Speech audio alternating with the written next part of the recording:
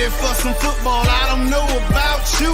Who else could it be but your man Lou? Yeah. Who else could it be but me, your man, Louie T. Welcome to Monday Night Football Overtime. Seahawks, Washington football team. Wow, it doesn't get much uglier than that, but as I always say, it doesn't have to be pretty, just gritty, and most importantly, a dub. And as we customarily do, we make things more interesting than they need to be.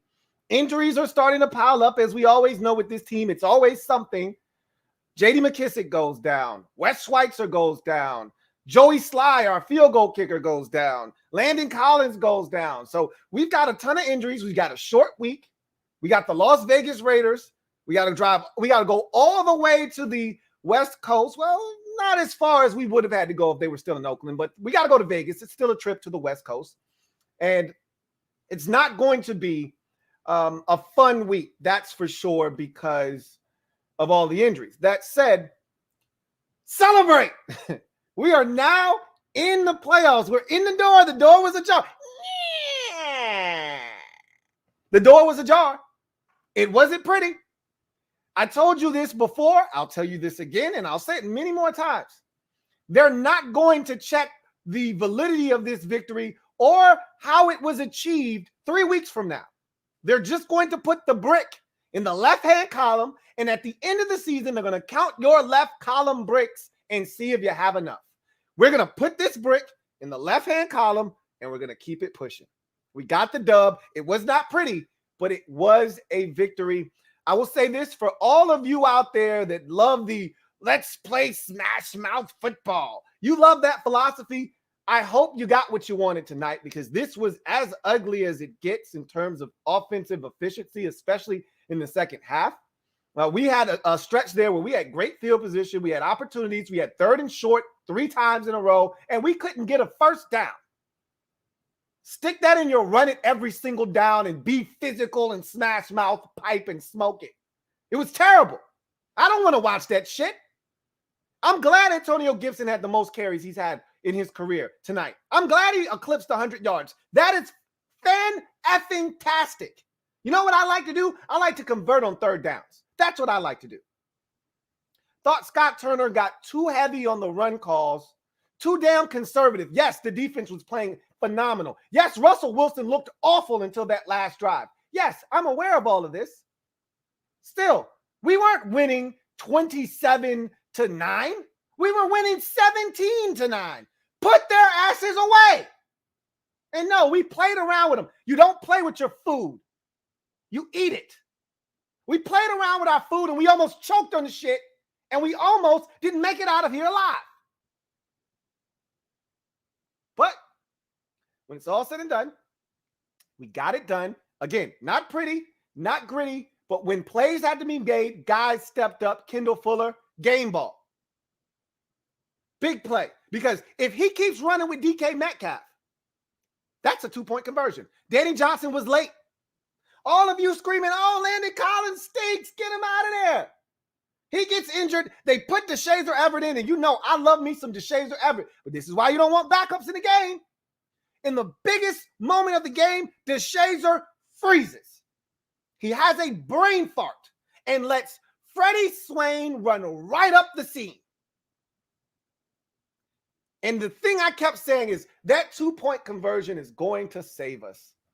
The one thing we haven't done in like 80 years, and they put the stat up on the screen, on the Chiron. Washington, 12 straight failed 2-point conversions, longest in NFL history since they went back to 2-point conversions being eligible. And I'm saying in my head, we're going to get this. And that's what's going to save us in this game. I said that to myself, but I didn't want that to be the end all be. I didn't want this game to come down to 2 points, but I said it may save us. And it did. I thought the play calling was too damn conservative, and it almost cost us. But a lot of you want that. A lot of you got what you ask for every single week. We need to run it more. We almost ran ourselves into a loss tonight. I thought that there wasn't enough to overturn that touchdown, but you know what? We got enough breaks from the officials tonight. I'm not complaining. I'll take it any way I can get it.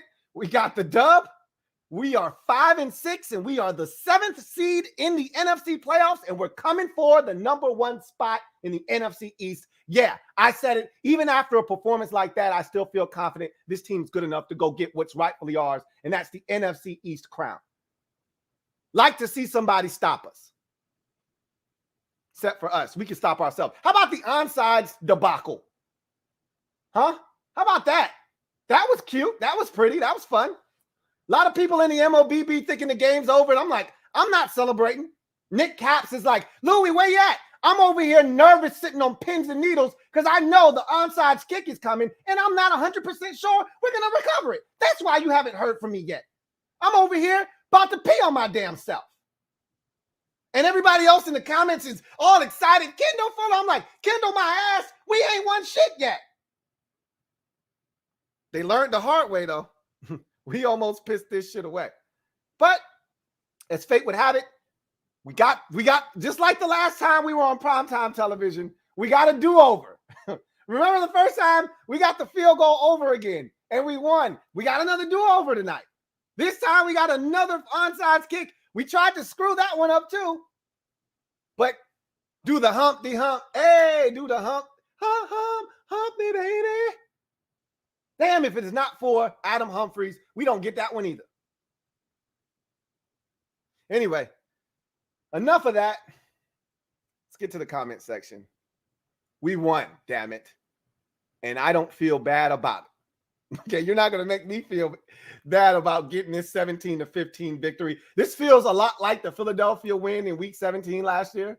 Guess what? We won and we were going to the playoffs, and I was unapologetic then, and we won today, and we're in the playoffs. If the playoffs started today, and I'm unapologetic right now.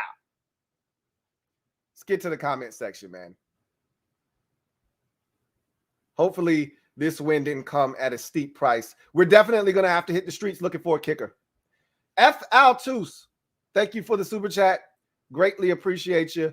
F. Altus writes, Scott Turner wants to give me a heart attack. We had multiple chances to kill this game, but he refused to put the ball in Heineke's hand on 3rd and short in the second half. He needs to be better, man. Again, I'm with you, F. Altus. Thank you for the super chat. Greatly appreciate you. I'm right there with you. And I was screaming that the entire second half. Where's the play action fake? Where's the read option? Where's the RPO? The Seahawks were selling out on 3rd and short. You know why? We haven't broken a tendency yet. You heard what they said on the Monday night telecast? Washington has had 15 3rd and 1s this season, and they've run every single time.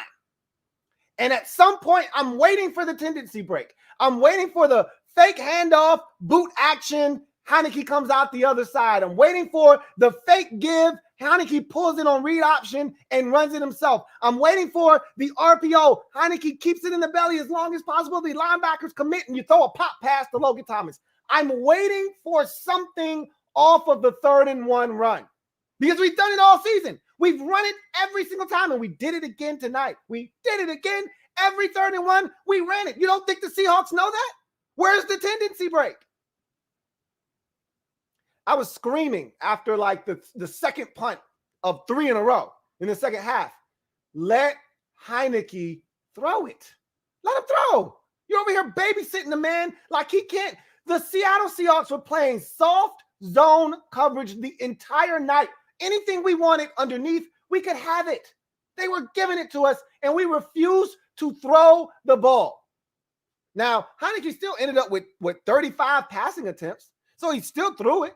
It just didn't feel like he threw it enough. We ran it. We literally had 800 offensive snaps in this game. 800 offensive snaps. We destroyed time of possession, and yet we almost lost the game. That is hard for me to reconcile in my brain. You know what this feels like? This feels like when we played the Chargers in week 1. We had no business almost beating the Chargers. They dominated that game. And yet we were one Gibson fumble away from winning that game.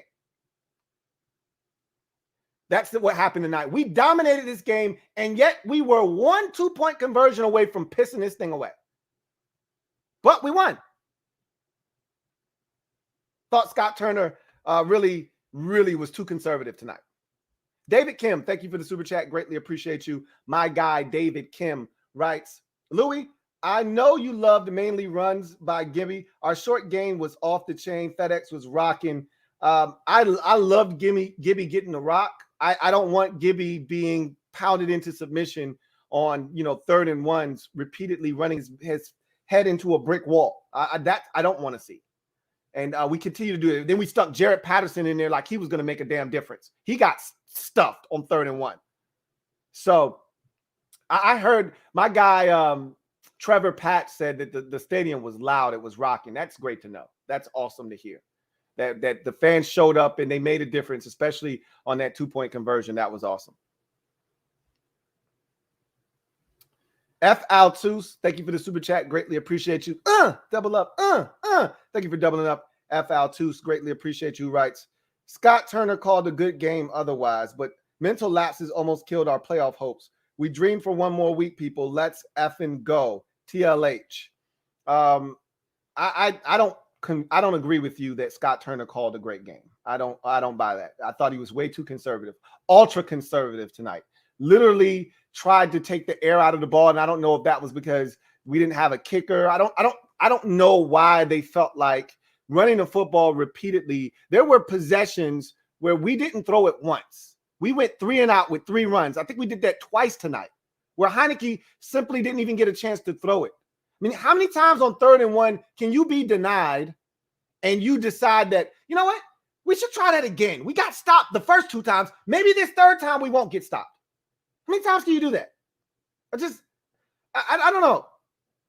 Then we run it on 4th down. Again, we get to the outside and they call Sheriff for a holding.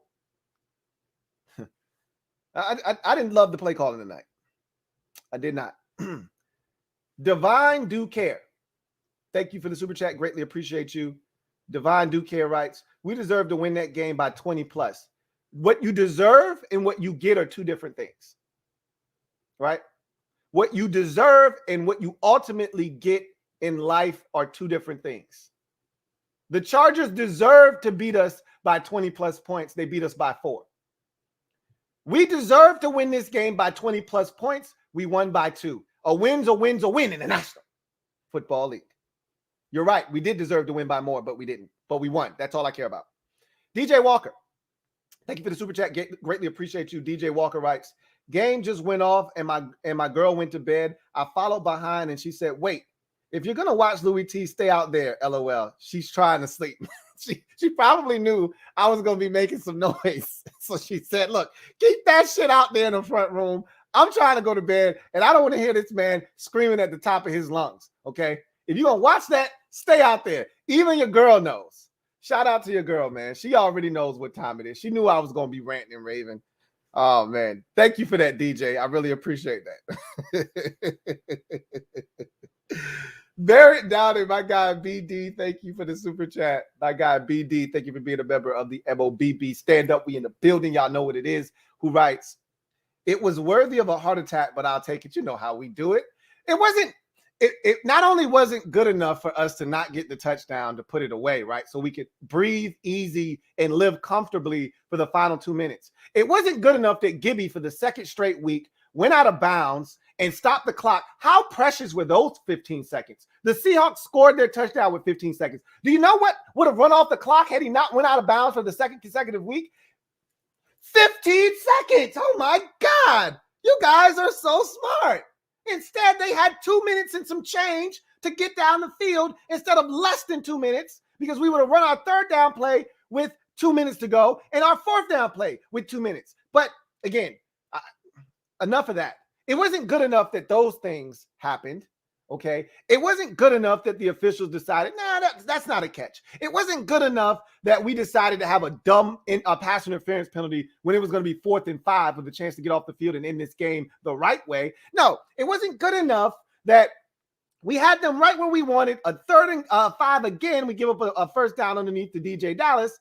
It wasn't good enough that we give up a wide-ass open touchdown to Freddie Swain with 15 seconds left.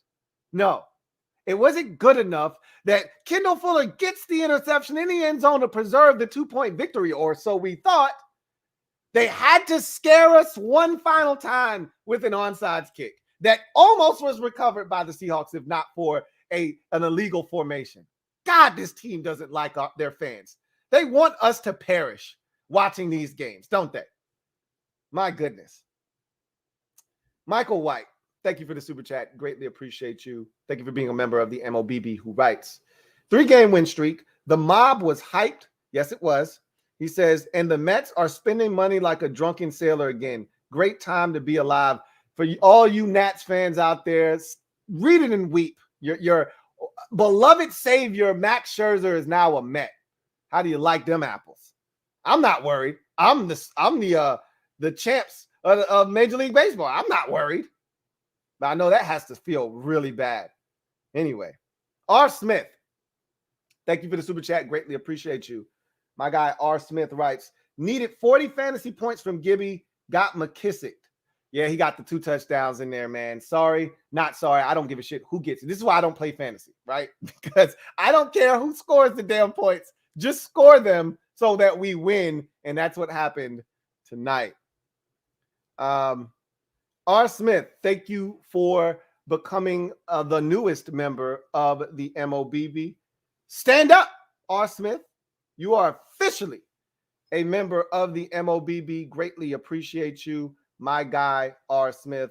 You know what to do, mob. Show R. Smith some love, whether he's upgrading, whether he's back like cook crack, or whether he's here for the first time. Show him some love and welcome him to the squad. Welcome aboard, R. Smith. Got one here from Chauncey Davis. Thank you for the super chat, Chauncey Davis. Greatly appreciate you. Thank you for being a member of the MOBB. The OG writes, Jashazer Everett, God bless his soul. Absolutely. Boy, had we lost this game, it would have gotten real dark, ugly as hell for 22. As a wise man once told me, hell is dark and it's hot. It would have been exactly that for 22 had this game gone sideways. Yikes. That was brutal. Glad we won, because I like Jashazer.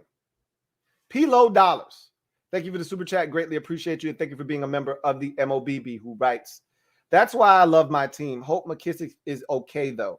I was saying to myself, we about to run this whole clock out. We got them right where we want them. We almost did, but you need to cap that off with some points. Obviously, not having a field goal kicker really hurts you in that situation because, you know, you put that game away with a field goal, it's over. 20-9, they can't come back. It's over. But that's the kind of mess we've had to deal with. But I tell you what, that builds character. You know, not having your kicker, having to go for it on 4th down, having to find ways to score, knowing that there's no kicker, like, you know, converting that 4th down after, you know, Rivera telling me, you got 2 downs, dude. You got 2 downs.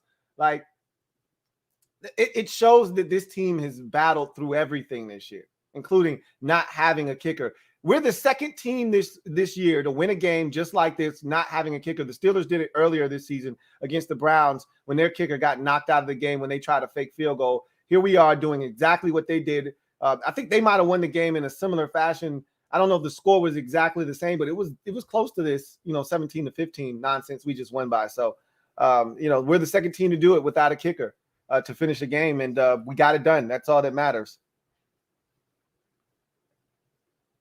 Jay Hunter Lee, thank you for the super chat. Greatly appreciate you. Jay Hunter Lee writes, what's up, Lou? What's up, Jay Hunter Lee? Shut DK Metcalf down.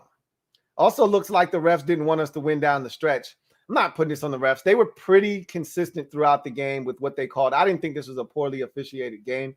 It did get sloppy there for a little while, but for the most part, I thought the officials stayed out of the way, let the game, you know, play out on the field with the players. We got a couple of benefits of the whistle. You know, there were some calls. I'm like, that Logan Thomas didn't, and we ultimately didn't get anything out of it. But, you know, at the end of the day, you take them any way you can get them. And I didn't love the Brandon Sheriff holding call. Didn't love that at all. But, you know, it is what it is. At the end of the day, DK Metcalf has been struggling to get the football in this offense, and it's a byproduct of Russell Wilson. It's a byproduct of the offensive coordinator, Shane Waldron. There's a lot of moving parts there. That team is falling apart at the seams. Russell Wilson is struggling. They're not getting the ball to their playmakers. The offensive play calling stinks. They can't run the football. the defense is giving them a shot, as you saw tonight, and the offense is just pissing it away. But that's not my team. I don't need to concern myself with that. We found a way to win the game. DK Metcalf can't have one catch. Sorry, not sorry. And it's not hard to get him the football. Metaphor, thank you for the super chat. Greatly appreciate you. Thank you for being a member of the MOBB who writes, hype me up, Lou. Felt like a moral loss. Stand up. A win's a win, though. Logan had that last tub. Moved but secure. They tried to do us dirty. I thought it was a touchdown as well. Worst case scenario, you called it a touchdown on the field. I didn't see enough to overturn it. That's how I felt about it. But at the end of the day, it is what it is. You do what you have to do to find a way to win. They took the touchdown away from us. Defense find a way to get it done. We tried to give it away, but they got it done on the 2-point conversion. That's all that matters. It's not pretty. It's gritty. Most importantly, it's a dub. And at the end of the day, that was all that I was concerned with, was making sure that it was a dub. That's what it was. I told you, I don't care what it looks like. I just want to have one more than the other team when it says all zeros at the end of the fourth quarter. We had 2 more than them. That's all I care about. Kevin Guvera, thank you for the super chat. Greatly appreciate you. Kevin writes, I died, I came back to life, and nearly died again. Yeah, and you probably died and then came back to life 3 more times because of how this game ended. You know, it just this game had me on pins and needles at the end. And, you know, I wasn't celebrating after the 2-point conversion was picked off because I knew we still had an onside kick that we needed to secure. And I was just as nervous for that as anything else. And I had every right to be because they recovered it. The only thing I thought they missed is, I don't know if it went 10 yards. That's debatable, but it doesn't matter. They were illegally lined up. We just like the Thursday night game, we got a do-over, and we got it done. That's all I care about. A1_93. Hey, look, man, way to do your damn job, A1. Way to do your job. I sent you there on a mission. I said, look, you know there's only one string attached to these tickets that you've won. That's it. One string attached. Bring home the dub. That one tastes like chocolate. And you did your job. Shout out to you and your little sis. So happy that y'all got it done. My man A1_93. Thank you for being a member of the MOBB writes, Lou, Ron told me to bring you a plate of grilled hawks. I appreciate it, man. I'm going to take care of that after this stream is over. I'm going to go throw it in the oven for a little bit, reheat it, and bust it down. Appreciate you, A1. Way to get the job done. Mob, y'all know what to do. Show A1 some love for going there and bringing home the dub. Squad, y'all know what to do. Fans, y'all know what to do. See what we got. CGM87. Thank you for the super chat. Greatly appreciate you. Who writes, Lou, what's up? Fire Kazzer. He makes Keith Burns look like the Belichick of special teams coaches. Well, a good win, and Scott has been solid. Let's win in Vegas. Scott has been solid. I love Scott Turner. You guys know how I feel about him. I didn't think this was one of his finer performances. Thought he was too conservative tonight. And yes, the Seahawks were struggling, and you didn't want Heineke to, throw the ball into harm's way. He wasn't doing that. That interception, that was a great play by Wagner, a great hit by the safety, and the ball just came in the air for a gift-wrapped interception for Jamal Adams. But look, that was a great ball by Heineke. It just got tipped. It was a great play by Wagner. He's one of the best in the business for a reason. I didn't think this was one of his best games. I'm not in favor of firing anybody. I hate the fact that you got to see what they were going to do on the special teams onside kick, and they still almost recovered it. But at the end of the day, it got recovered. That's all that matters once again. Burgundy Soldier. Thank you for the super chat. Greatly appreciate you. Burgundy Soldier writes, we needed this win, Lou. So happy for our boys. How do you think JD is doing, though? I hope he will be back for a divisional run. Happy birthday, Russ, but happy dub for us. Hashtag Washington football team. I don't know the status of JD McKissic. The good thing is he wasn't stretchered off. He just was carted off for precautionary reasons. They didn't want him walking off the field. He was sitting up. He was alert. Everything looked like it was moving the way that it needed to. Hopefully, again, I thought he had a stinger, and that's when you momentarily lose feeling in, whatever nerve gets pinched. And maybe that was what it was. Maybe it was a concussion. Maybe he did sustain a concussion. We saw his neck get bent. That's always scary. But him sitting up, getting on the cart, talking to everyone, he looked alert. Let's hope that he's probably not playing against Vegas. I'm going to go out on a limb and say he probably won't be available next week. But I think he'll be back, like you said, back for the divisional stretch run. I think he'll be back for Dallas the following week. We'll see. We don't know the severity of the injury, so we'll see what happens. But this was a much-needed win, We had to have it. We couldn't afford to lose to Seattle. And that divisional record continues to increase. It continues to get better. And now we got to take care of business on the road against an AFC West opponent that just got a big win against the Cowboys that's feeling good about themselves. They're not going to have their best player on offense. We got to take advantage of that.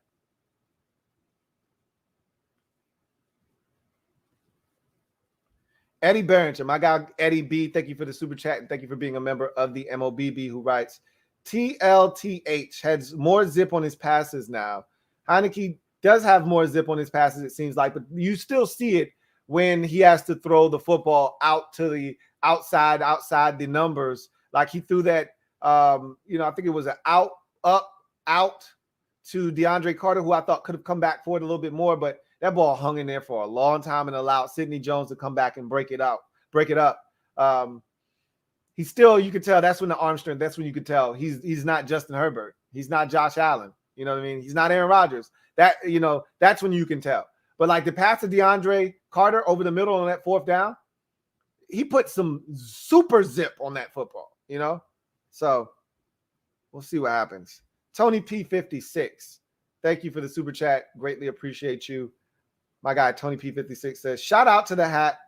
No fumbles. Russ not cooking. The coaches, the refs, shit, everybody. I'm super psyched. Hey, Scott, use a damn fullback.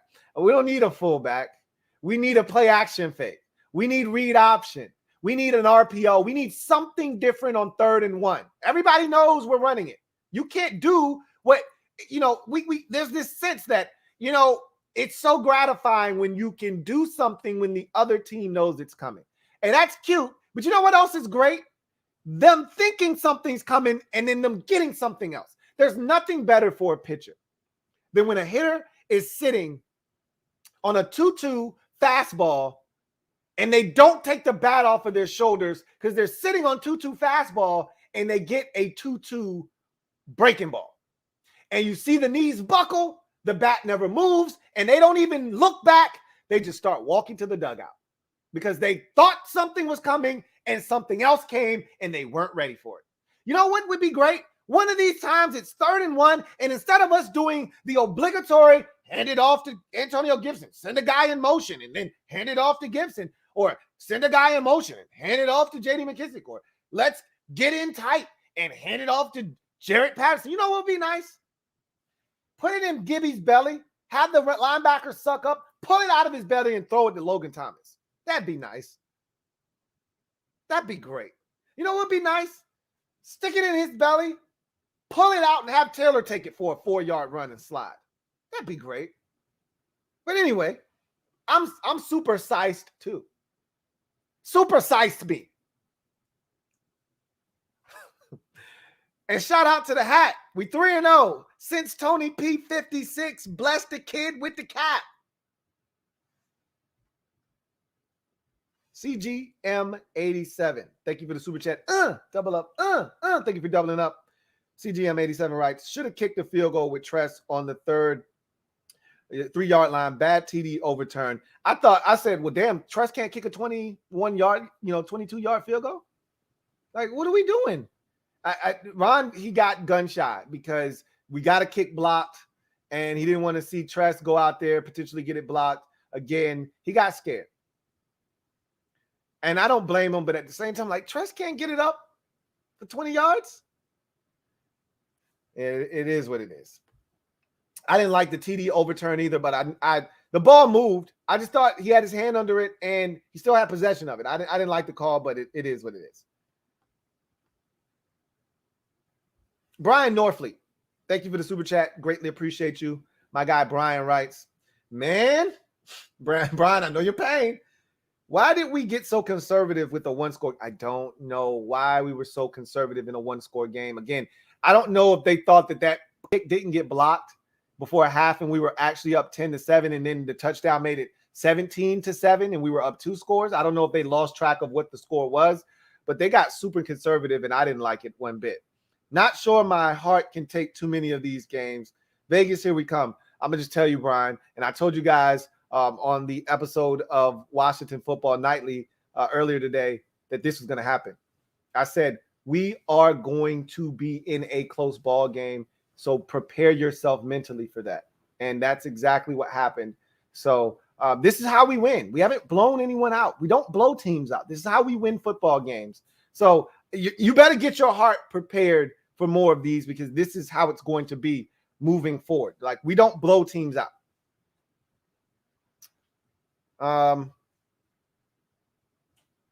Let's see. Carlton Pagano Jackson, thank you for the super chat. Greatly appreciate you. Thank you for being a member of the MOBB. My guy CPJ writes, man, I was screaming all the way in Portland with that last Seahawks drive, shaking my head. Damn, man, I'll take the dub, but same old shit with almost giving it up. Hashtag mob. Look, this is who we are, okay? At our core, we're still a team trying to figure things out, right? We haven't, I told you, the next phase of where we are, right, in Ron's plan is learning how to squash someone's larynx. I mean, take your sharp metal cleats, lace them up as tight as possible, and step on someone's throat. That's the next move in our development. We're not there yet. We get the cleats on, we tie them up tight, we lift our feet up this high off the ground, and then we get nervous, we get squeamish, and we can't do it because we don't have the killer instinct yet. That's not who we are yet. We're trying to get there. It's a process, but it's frustrating. I told you, it can be frustrating when you're in the process. It can be frustrating. But we got the win, as you mentioned. We got the win. That's the most important thing. Big Money Sonny, thank you for the super chat. Greatly appreciate you. Thank you for being a member of the MOBB. My guy, Big Money Sonny, holding it down as he always does. Thank you for your generosity, Big Money Sonny, who writes, agreed with the play call, and let's get it, though. Let's talk that next week playoff talk. We coming. Oh, you already know what it was. I was already talking reckless before this game. Here we are in the playoffs. 7th seed. I told you, I'm greedy, though. 7th seed isn't good enough for me. I look at the 49ers. I say, hey, you got something I want. I need that 6th seed. I'm going to try to go get it this week, right? And then after that, I'm looking at Dallas and saying, hey, you got something I want. I need that division crown. Give it to me. You don't know what to do with that. Give it to me. So I got my eyes set on greater prizes than just the 7th seed. I told y'all when we won that game against Tampa, I said, I'm not going to talk reckless yet, but if we beat Carolina, I'm going to tell you right now, they should have never let us in the door. They should have never let us in. Now we got confidence defensively. Hopefully Landon Collins is okay. Now we're starting to gain confidence offensively. Let's hope that J.D. McKissick is okay. Let's hope that Wes Schweitzer's ankle isn't a severe ankle sprain. All right. Larson, we got to pray that one of these centers comes back here shortly, because Keith Ishmael wasn't terrible, but I watched him get blown up a couple of times on these run plays. Okay. That's the difference between getting it on 3rd and 1 and not getting it, is your center getting blown back 3 yards into the backfield. But as Big Money Sonny said, we coming. Get ready. Here we come. Trevor Patch, thank you for the super chat. Greatly appreciate you. Thank you for being a member of the MOBB. Thank you for giving us updates in the mob of what was going on the field. He kept telling us, hey, it's loud in here. We holding it down. Love to hear that, Trev, who writes, Lou, went to the crib and the fans got that dub. It was electric, sewage and all. And he also told us that another sewage pipe burst at the stadium and fans got wet. They got it. Look, they need to shut that dump down, man. They really do. Sick of hearing about sewage pumps bursting, pipes bursting, and fans getting wet and all of that nonsense. But at the end of the day, he said it was electric. And I could see it on the field that, the crowd seemed to be involved and it seemed to be loud on the television set. But it's good to hear that that was the exact same way at the stadium. So that's awesome. Thank you for that, Trevor Patch. Jake Willis, thank you for the super chat. Greatly appreciate you. Thank you for being a member of the MOBB. What you talking about, Willis? Who writes, defense was great. Offense was frustrating at times, but also looked good at times. I think we have a football team, Lou. That we do. For as frustrated as I am with the offensive play calling and some of the execution by the offense tonight, we still moved the football. We still dominated time of possession. We still did some things to keep Seattle from having opportunities, right? So this was a total team effort. You know, special teams tried to F it up several times. DeAndre Carter tried to muff a couple of punts. We got the punt, extra point blocked and returned for 2 points, which allowed this game to not be a one-score game or a two-score game like it should have been. All in all, though, they tried to give up the onside kick. Special teams got it done. Offense got it done. Defense got it done. Landon Collins with a huge forced fumble because they looked like they were going for points on that possession. After we had the turnover, he forced another turnover, and it really quelled any kind of momentum that the Seahawks were trying to put together. So defense was huge. Offense, I thought that drive in the fourth quarter, even though it didn't produce any points, it shortened the game and put us in a position to win this game. And hats off to the defense for what they did in this game as well. AfroCat2136, thank you for the super chat. Greatly appreciate you. Who writes, we coming. Feels like last year. Yeah, it does. Feels a lot like last year. I told you, I think this year's team is better than last year's team, though. Last year's team felt like fool's gold, felt like we got to the party a year early. This year, it doesn't feel like we're early. Feels like we're right on time. With the way the NFC looks, feels like we're on time. I still don't think we're quite ready, you know, for the elite teams, but I'm not afraid of any team in the NFC. I've already said that. So, yeah, it feels a lot like last year. I agree. William Lee, thank you for the super chat. Greatly appreciate you. My guy, William Lee, thank you for being a member of the MOBB. Writes, Dallas, give us our shit back. I told my dad, so me and Boss, you know Boss, I've talked about Boss several times here on this show. And I've talked about him being a Cowboys fan. And we had Thanksgiving dinner this week. And I told Boss, we coming for what we let y'all hold for a little bit. He said, y'all ain't coming for shit. I said, that's a damn lie. Y'all are holding what we let y'all hold. We told y'all could have it. Y'all said y'all didn't want it. We coming back for what's rightfully ours. So we got into a nice little back and forth on that one. Yeah, Dallas, give us our shit back. We coming for it. Cashmere Carter, thank you for the super chat. Greatly appreciate you.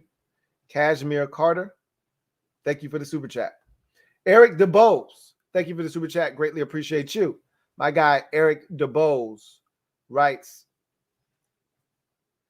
Lou, we got the win.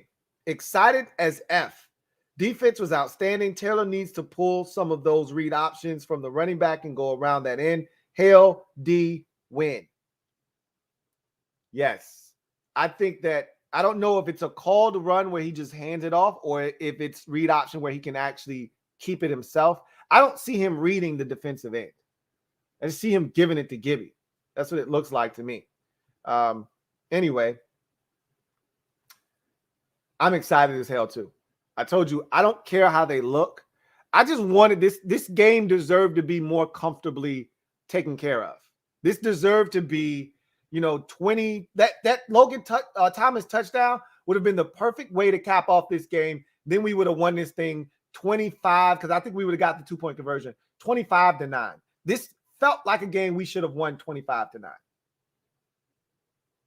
Not 17-15. I don't care how we got it, though. I just want it, and we did get it.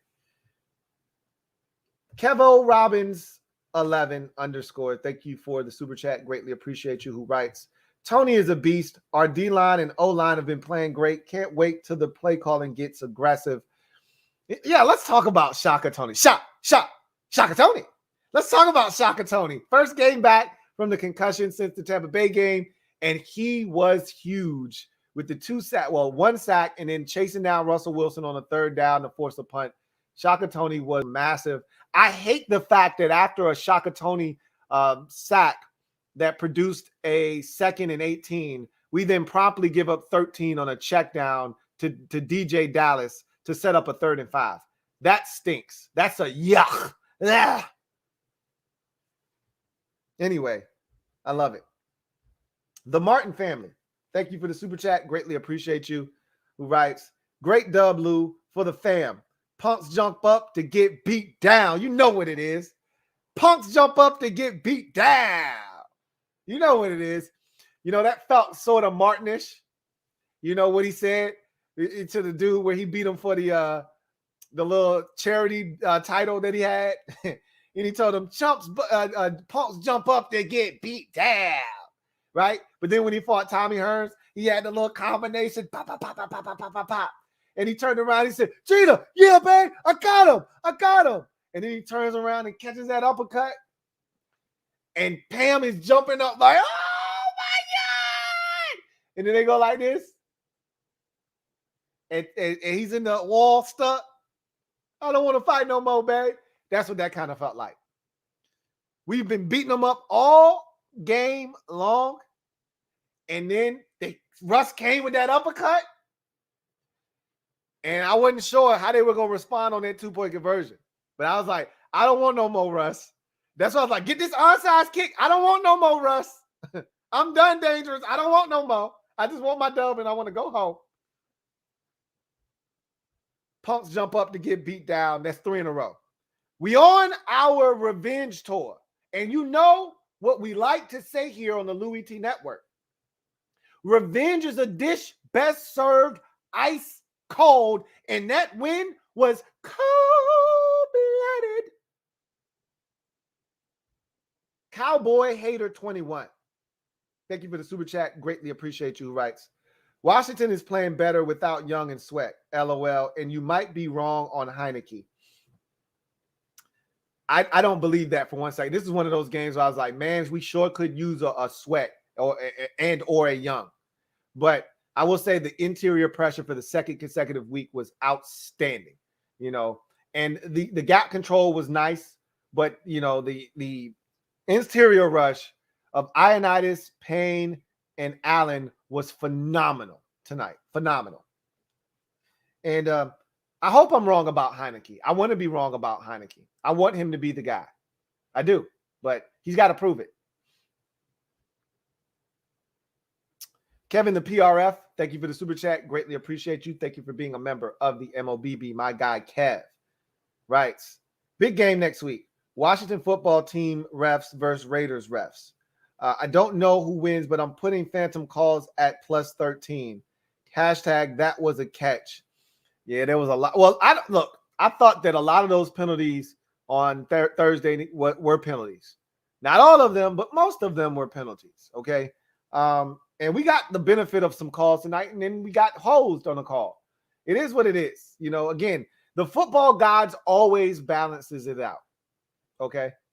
They always balance it out. So I got no complaints with what happened. And we got the win. A win's a win's a win in the National Football League. Derek B, thank you for the super chat. Greatly appreciate you. Thank you for being a member of the MOBB, who writes, Shaka Toney.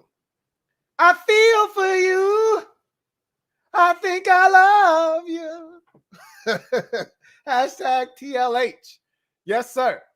Shaka Toney was electric tonight. All right.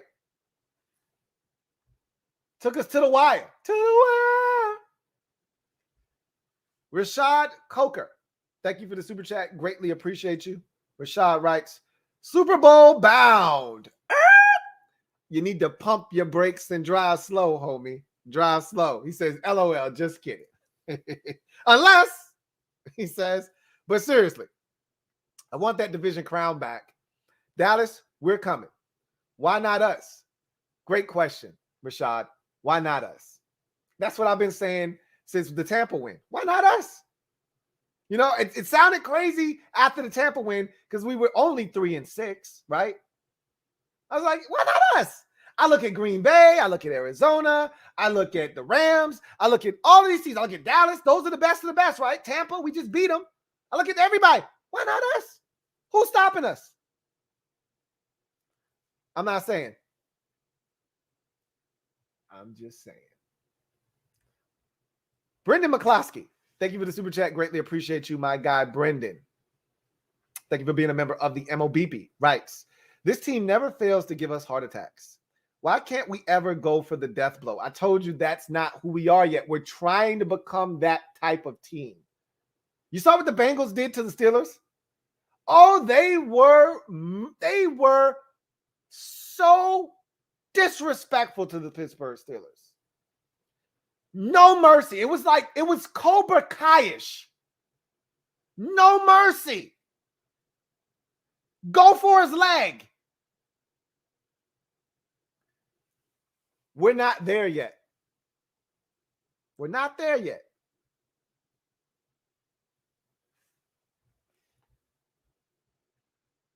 Diddy Ichi, thank you for the super chat.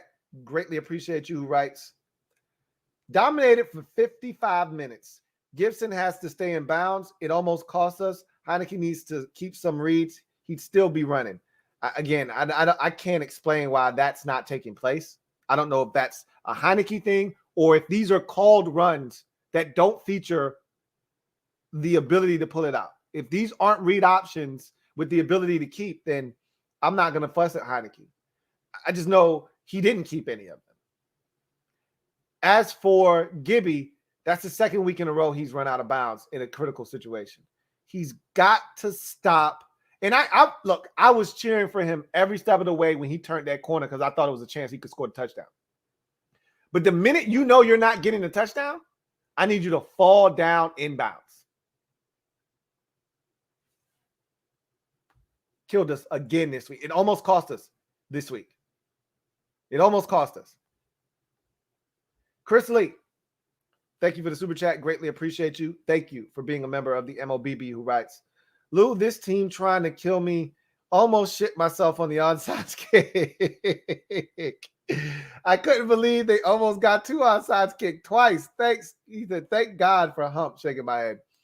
That's the part that almost sent me over the edge, is that Jordan Kuznick, they literally, he was the guy in Waterboy. You know when, the kicker is scanning the line to see who he's going to kick it to, and he's like, where you at? Where you at? There's my bitch. And he sees the guy like this. He's like, there's my bitch. And that's who he kicked it to. They smash him. The ball comes out, and Bobby Boucher recovers. That was Jordan Kuznick. And I know his job is to block. His job is not to recover. He's not on the hands team because he's got great hands. He's on the hands team to protect for the guy behind him and Adam Humphries so he can recover. But that was twice in a row Jordan Kuznick could have recovered the ball. He let it go by, and it almost got recovered the second time. I didn't know that we had it initially. I was looking to the Seattle Seahawks sideline to tell me they'd start jumping up and down, pointing, and I'm like, oh my God, they got it again. But nobody was jumping. So I knew we had it. And then I see Hump roll over and I see the ball. I go, oh my God, we won. Crazy. That's foolishness is what it is. Jordan, thank you. Or excuse me, Johnson, thank you for the super chat. Greatly appreciate you. Johnson Welle writes, Turner gotta go. 4 straight third and ones failed. Trash. No, he doesn't have to go. Okay. Again, we've had this conversation before. We don't have to be at one end of the spectrum or the other. Okay. You can not like what he did tonight. You can voice your opinion, but it doesn't have to be fired. Okay. That doesn't have to be the conclusion. He wasn't great tonight, Johnson. I agree that he was too conservative, but he's okay. He's fine. He's been fine. And the play calling wasn't terrible tonight. And, it's crazy because we had so many snaps offensively. Taylor Heineke threw the football 35 times tonight. It's not like he threw it 23 times. like he did against Carolina. He threw it 35 times. And we're complaining that he didn't throw it enough. I don't want Taylor Heineke throwing it 40 times. But there should have been more. There should have been some variety in 3rd and 1. That's all I was looking for. I didn't mind them trying to beat Seattle down with the run game and bludgeon them to death with repeated blows to the body with the run game. I didn't mind that. I was just looking for something other than an obvious run on 3rd and 1 because the Seahawks knew it was coming and they were selling out. Tino TV. Thank you for the super chat. Greatly appreciate you. Tino writes, Shays was on thin ice. Overall defense dominated. Shays, that was brutal. That was brutal because they were running out of time at that point.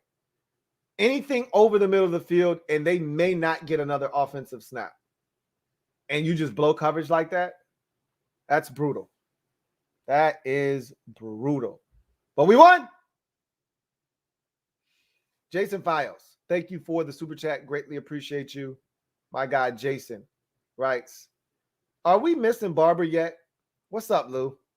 Nah, I'm not going down that road because we were doing fine on 3rd and 1s all season long. This is one of the few games that we've struggled in that department. Obviously, Barber would have gotten them, but that's nor here nor there. The bottom line is, we can be more creative. Play calling wise to offset that. There's no excuse for us to fail 3 straight drives on 3rd and short. It wasn't all 3rd and 1s. I think it was 2 3rd and 1s and a 3rd and 2 that we tried to quick snap them and get up there in a hurry, and they stopped us. He says, Scott took a hard left after the bye, not running enough to now running too much. Will he find the balance? Again, I don't think he ran too much in this game. We had like 80 some odd snaps offensively. I don't think he ran too much as we didn't. Again, this is my problem with Scott Turner, situational awareness. Okay, they stopped us on the first 3rd and 2. When you tried to go up to the line of scrimmage and snap it quick and get them with a run and pop something, okay, they got us. So you come back the next time on 3rd and 1 and they stop you again. Okay, you got us. Fool me once, shame on you. Fool me twice, shame on me. You're not fooling me a 3rd time. And he just ran it again. Like, one of these times we got to get it, right? No, we don't. Do something else. Situational awareness. I think that the running has been fine. It's been adequate. I like that he's dedicating, because that's who we are now. We're a ball control offense. We don't have a lot of explosive plays. That's not how we're wired. That's not how we're set up. We're set up to get 3 on 1st down, 4 more on 2nd down, or 5 on 1st down, 4 on 2nd down, and get into 3rd and 3 or 3rd and 1. That's how our offense is set up. Then convert. Let's do it again. Start over. That's how our offense is set up. So I don't mind him running it as much as he's been running it. Just again, 3rd and short. It's okay to take a deep shot. It's okay to go play action fake, boot it back out to the left, and have Terry or a tight end coming across the formation, and you just drop it off. It's okay to do something different. That's all. Big Money Sonny, thank you for the super chat. Greatly appreciate you. Double up. Thank you for doubling up. Big Money Sonny. Really do appreciate you. Big Money Sonny, who writes, Mom, let's get lit. We in this bitch. Let's hold our man down, y'all. More donos coming, brother. I really appreciate you. As always, Big Money Sonny, you know what it is. We in this bitch. That's right. And we ain't going nowhere. We ain't going nowhere. You know why? Because we solid. Solid as a rock. We solid, baby. And we showing these boys, it ain't got to be pretty, but we know how to get it done. Michael White, thank you for the super chat. Greatly appreciate you. Double up. Thank you for doubling up.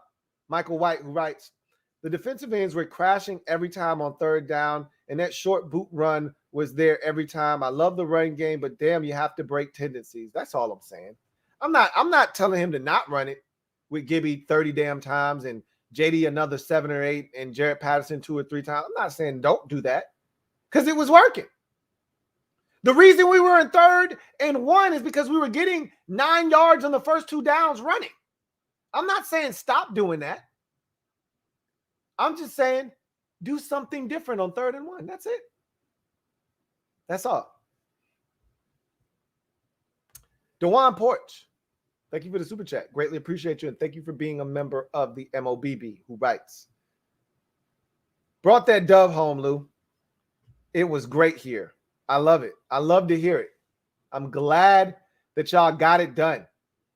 I always tell you guys, anybody that's in attendance, you only got one job. Okay? Making noise and all of that stuff, that's great. Those are extras on top. The overall mission is always the same, and it remains the same. Every time you go to a game, bring home the dub. And y'all got that done. Love it. Jason Rogers, thank you for the super chat. Greatly appreciate you. Uncle Jay,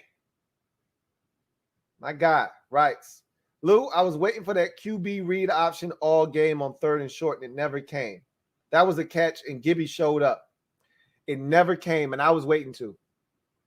I said it in the MOBB. I was like, yo, I just want a play action fake, a read option keeper by Heineke, a RPO where you keep it in his belly as long as you possibly can, get those linebackers to suck up and you throw it right over their heads. Something.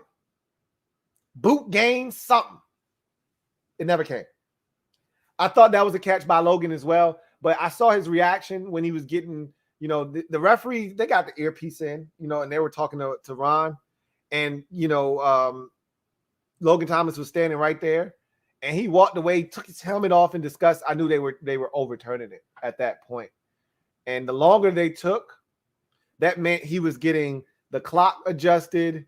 They were getting everything situated, where the ball needed to be placed, all of that, what hash the ball needed to be placed on. 3-yard line, is it the left side? Is it the right side? In the middle. So they were getting all of those particulars adjusted, where the play clock needed to be, all of that. So I was like, yeah, they're overturning this. It was a catch, I thought. First of all, I thought it wasn't enough to overturn it. Had it been incomplete initially, okay, I could understand that. It was called a catch. I didn't think there was enough to overturn it. That's how I felt. And Gibby showed up for sure. Thought Gibby was outstanding. Corey J, thank you for the super chat. Greatly appreciate you. Thank you for the super chat. Corey, who writes, I think Scott was playing the long game. He tried to beat them with the least required effort, so not to show our hand for next game. Either way, I'll take the dub. He said, either way, you take the dub all day. HTTFT. I'm with you. I don't know if he was saving anything, for next week. I don't know if he was keeping some bullets in the gun for next week. I think that you use this to your advantage, though, next week. And I think you get in a critical situation on 3rd and 1 next week, and the Raiders will sell out for run, and I think you do something different next week. If we get into a 3rd and 1 next week, and let's say the first 3rd and 1 we run it, which is fine. Let's say the second one we get stuffed. That third one, you got to do something different. I think on that second one, after you get the first one on the run, I think on that second one, you got to do something different, But as you mentioned, we won. And I'll take the dub any way I can get it. Period. End of discussion. Remember what I said tonight? I said one of the keys was just get points, period. We knew Seattle wasn't going to score a bunch of points. I said that. They're not going to score a bunch. They're not good right now on offense. You saw it with your own eyes. A lot of you hadn't been watching Seattle, so you couldn't tell. I told you, they aren't playing good ball. Russell Wilson was as erratic as I've ever seen him tonight. We just needed to score more points, and not having the kicker really hurt us. And now we're back on the streets looking for kickers. We're in trouble, guys. I was starting to get comfortable with Joey Sly. We're in trouble now. He'll be out for at least the next 2 weeks, I think. I don't think they have to put him on IR, but I think he'll miss the next 2 games.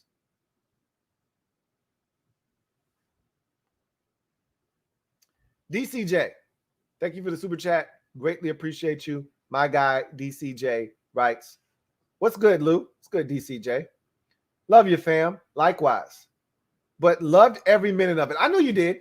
I was thinking about you, and there were a couple of others who love to talk about the run game. You romanticize about the Hogs and the way it used to be. And I keep telling you, this is not who we are. And so I said, I know DCJ, who talks about minimizing Heineke's impact, keeping him out of harm's way, and letting the run game do the talking. I said, I know DCJ loved this. He says, run it and run it again. Keep pressure off of Taylor. I want Dallas. I want to thank the refs. I agreed with everything you said except run it and run it again. I want to run it, and it was working, so I don't mind running it again. But how many times you got to get stopped on 3rd and 1 before you do something else? That's again, situational. I got no problems with continuing to run Gibby because it was working. It was working. I have a problem with running running into a brick wall over and over and over and over again, which it seemed like we were doing.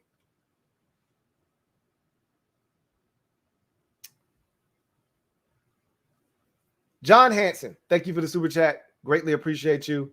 John writes, would it have killed them to do a play action on one of the 3rd and 1 plays? It was 3rd and 1 twice, 3rd and 2 once. And that's all I was saying, John. Like one time, just once. Can we find a way to change it up a 3rd down? Just once. I wanted them to change it up on 3rd downs. Just once. Just once. Just once. I wasn't asking for much. Am I asking too much? Asking for 1 3rd down conversion. Just wanted it once. Something different, John. Something new. Something that we don't usually do. That's all I was looking for. One time. Was it too much to ask? I don't know. Big Money Sonny. Thank you for the super chat. Greatly appreciate you. You're a man of your word. You said another dono coming. Appreciate you, Big Money Sonny, continuing to live up to your name. Big Money Sonny in the house. Everybody celebrate. Big Money Sonny. He did it again. Appreciate the 50 spot on the dono. Who writes, Lou, appreciate you for everything, brother. Just wait. We in this, y'all. You're damn right. Yeah, we in this. We in this. And I wasn't counting on the Dallas loss on Thursday night or Thursday evening. They in trouble. Alvin Kamara's back. Taysom Hill is practicing with the first team, which I like. I'm not saying. I'm just saying their coaches out. They got like 5 coaches out with COVID. I'm not wishing for that. You know, I would prefer them not have anybody out. They could lose against New Orleans. I thought they were going to lose this game, not the Raiders game. I already got what I asked for. I wanted 2 out of 3, them to lose 2 out of the next 3. Well, they've already lost 2. I'm being greedy now. I want all 3. It was funny because it was my guy, Juan Gotti, that came up here after a Sunday night game. And he said, hey, I'm calling it right now. Cowboys lose the next 3. We win the next 3. And that game on December 12th for the division lead. I said, you're crazy. They're not losing all 3. They're going to beat Vegas. I don't know. Here we go. We've taken care of our end of the business, winning 2 straight. They're taking care of their end of the business, lost 2 straight. We still got to win 1 more. They still got to lose 1 more. We'll know by Thursday night, 11:30. We'll know if there's a chance for that game to be for first place. We'll know. I'm not saying. I'm just saying. Big Money Sonny, tell them again. We in this. And we ain't going nowhere. We ain't going anywhere. We right here. We in here. And we ain't going nowhere. King of the North, thank you for the super chat. Greatly appreciate you. Thank you for being a member of the MOBB. My guy, King of the North, writes, should have won 31-9. We won't win again letting a team hang around like that. We got banged up, Lou. How big was that punch out by 26? Hope he's healthy. Fourth kicker to be signed soon. I told you that win came at a cost. How big of a cost? We're going to find out. What's Landon's status? What's JD's status? What's Wes's status? And what's Joey Sly's status? This game came at a cost, for sure. We did not win this game without paying a bit of a price. How steep of a price was it? We're going to find out. Curtis Samuel seems no worse for the wear. Logan Thomas seems to be okay. That's good news. But the offensive line depth continues to be tested. Obviously, we're going to have to hit the streets for a kicker, more likely than not. We'll see what Joey Sly's injury looks like. But my guess is that he'll miss at least 1, possibly 2 weeks with the hamstring. And then you got to think about Logan Thomas and J.D. McKissick. You know, Landon Collins, and his situation, he's been huge. He was outstanding tonight. Half a sack, forced fumble, 5, 6, 7 tackles. He was all over the football field. Let's hope he's okay. That punch out by Landon, humongous. They were going for points. Another big, explosive Tyler Lockett catch, and they looked like they were on their way for more points. And he punches that puppy out. Huge play. Huge. You're right. Let me just acknowledge, we can't do that again and expect the same result. And we won't do that again. I assure you that if we have this to do over again, we won't be in that position where it comes down to what it did tonight. I can't assure you that we will dominate a game that way and we'll come away with points. What I can assure you is if we get in a situation like that, we will put it away. I feel confident that we'll have a kicker, we'll put it away. But you don't want to leave things to chance the way that we did tonight. You're living dangerous when you do things like that. We're living right because we came out with the dub. But when you leave things to chance, when you dominate a game the way that we did and you leave it to chance, you almost deserve to be in the position that we were in tonight. But again, we won. So you're not going to get any complaints out of me. I'm going to be critical because that's what I do. But we won. Tizzy Bang, thank you for the super chat. Greatly appreciate you. Thank you for being a member of the MOBB, who writes, maybe they weren't confident in the backup center's protection calls. That's why we ran so much. That wasn't it. They had confidence that we could protect. And the Seahawks don't have this vaunted rush. They weren't hyper aggressive in the blitz department. That wasn't why they stuck with the run. They stuck with the run because it was working. The problem was, it wasn't, again, this is why I don't have a problem with them, with Scott Turner's play calling for the vast majority of the night. The run was working. Let's see how much we ran for tonight. It had to be almost 200 yards total. We ran for 152 yards tonight on 43 rushes, 3.5 yards per attempt. Not great. That's not an ideal number, but again, we ran it effectively. That's the bottom line. The problem is we got to third and short multiple times and we didn't convert. That's the problem. And some of that was on the center. Some of it was not on the center. They could have dropped back and thrown. And my biggest problem was Seattle was in soft zone coverage all night. All night long, all night. Oh, all night long, all night. I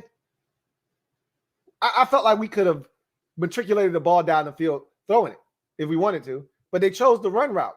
I don't have any problems with that. Just make sure you convert on 3rd and short. That's why you have success on 1st and 2nd down to set up 3rd and short so that you can move the sticks. That's what we do.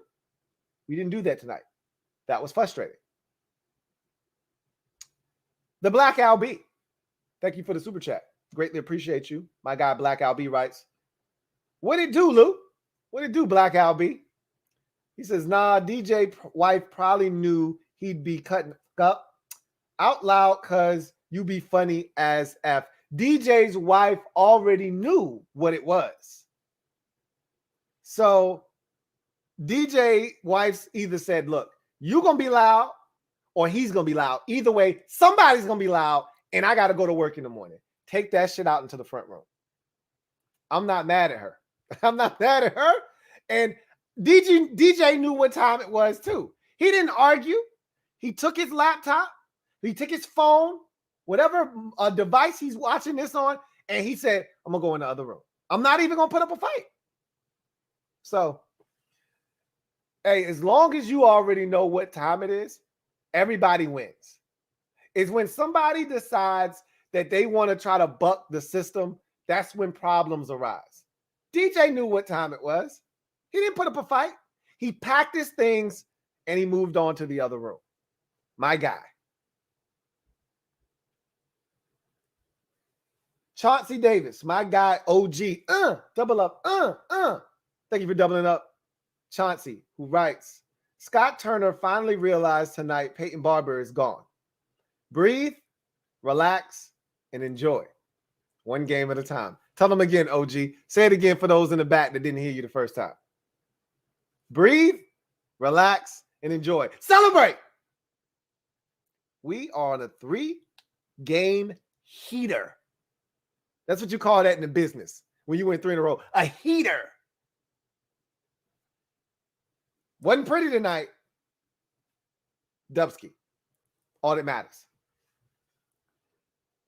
Maybe he did find out Peyton Barber's not walking through the door. But again, I'm not going to kill Scott Turner for the continuing to run. It was successful. 3rd and 1, 3rd and 2. Do something else.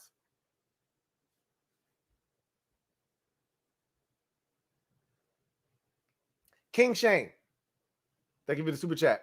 Greatly appreciate you. My guy, King Shane, writes, the refs was helping them big time with them no calls, shaking my damn head.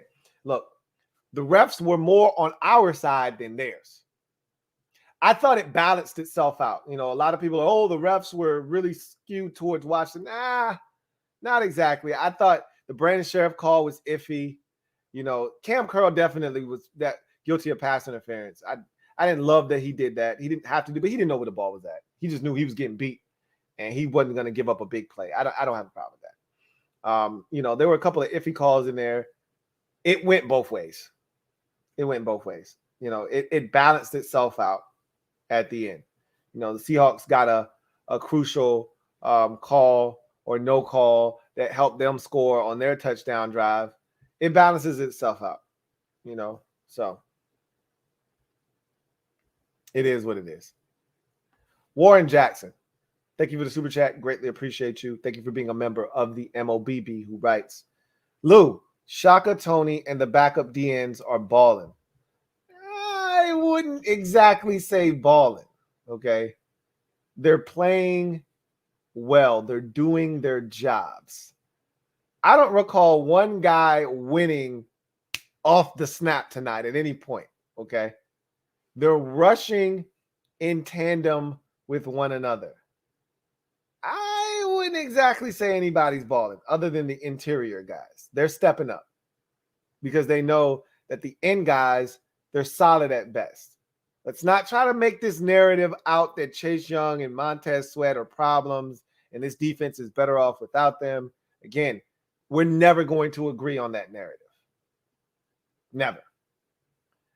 They did their jobs again, and I love the fact that they're doing their jobs. But we don't have a dominant, go get the quarterback, win right now guy. on the team until Montez Sweat comes back. Hopefully not this week, but against Dallas. That's the first time where I think he'll be eligible. They put him on IR. I think he's got to miss the Raiders game. I think he's eligible to come off of IR against Dallas. Don't know if he'll be ready to do that then or not. But Shaka Toney played well tonight. King of the North. Double up. Thank you for doubling up, King of the North. Greatly appreciate you. Who writes, Scott Turner's 3rd and 1 play sheet has 1 play. It seems like it. It actually, we ran out of various formations. So it doesn't have the same play unless it's the same play from different formations. But it was a lot of runs, man. Even the 4th down run where Gibby went around the corner, it was another run. I was thinking they were going to do something different. Call me crazy for thinking they were going to do something different. Ain't no half Stephen. Thank you for the super chat. Greatly appreciate you. Ain't no half Stephen writes, what about Shaka Toney's pass rush? Question. Let's see if the Raiders take Gruden's firing personal versus us. Yeah, I forgot all about the fact that, again, we got nothing to do with Bruce Allen. We have no ties to that man anymore. But as we all know, the Prince of Darkness, again, still reaching out and touching folks. Even though he's in the NFL graveyard, he's still reaching up through the dirt, grabbing folks and dragging them into the grave with him. So maybe they will.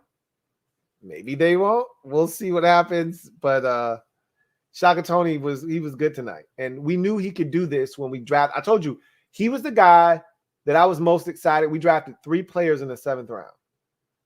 Dax Milne, Shaka Toney, William Bradley King. And I said, the guy that I'm most excited about is Shaka Toney of those 3 draft picks. And you're seeing why. Because he gives you some juice off the edge. Now, were they instant winners? No, they weren't. But he got pressure. And when Russell Wilson tried to, escape and pick up a first down on 3rd down, he hawked him down. Cole Holcomb was standing right in front of him. Like, I don't think he was going to get past Cole Holcomb. Doesn't matter. Shaka got him from behind. I love it. Big Money Sonny. Thank you for the super chat. Greatly appreciate you. Thank you once again, Big Money Sonny, for ringing the bell. Ring-a-ling-a-ling. Thank you for the support and the dono once again. Big Money Sonny, who writes, we coming, Lou. Tell them again. We definitely coming. We in this to win this. We ain't here visiting. We not here making a cameo. I told y'all what somebody said a few weeks back. I don't want to go to the playoffs. We're just going to show up and we're going to get beat. This ain't last year. We're capable of beating anybody in the postseason. Anywhere, anytime. Especially if you can do what we did tonight, which is run the football. Especially if you can do what we did against Carolina, which is run the football. If you can run the football, play the kind of defense we've played for the last 5 weeks or so, you're going to win games. Home, away, it doesn't matter. That travels. And I just want to say this too. I saw more disrespect before the game. They made this entire telecast about Russell Wilson, his birthday, and Seahawks struggling, and this is an opportunity for them to get on track. Vegas had us at one point as underdogs in this game. Then I saw the game go off at even money. And I'm like, seriously? But I get it. It's Russell Wilson against Taylor Heineke. I get it. But the way the Seahawks have been playing, you really thought they were coming into Washington and beating us? How disrespectful was that? How disrespectful was it? And I know it's easy to do. We've all done it at least once. Every single one of us, if you say you haven't, you're lying. They called him Tyler Heineke. Everyone's done it. I'm not going to kill Steve Levy for that. Everybody's done it at least once. And he quickly corrected himself because he realized he had done it.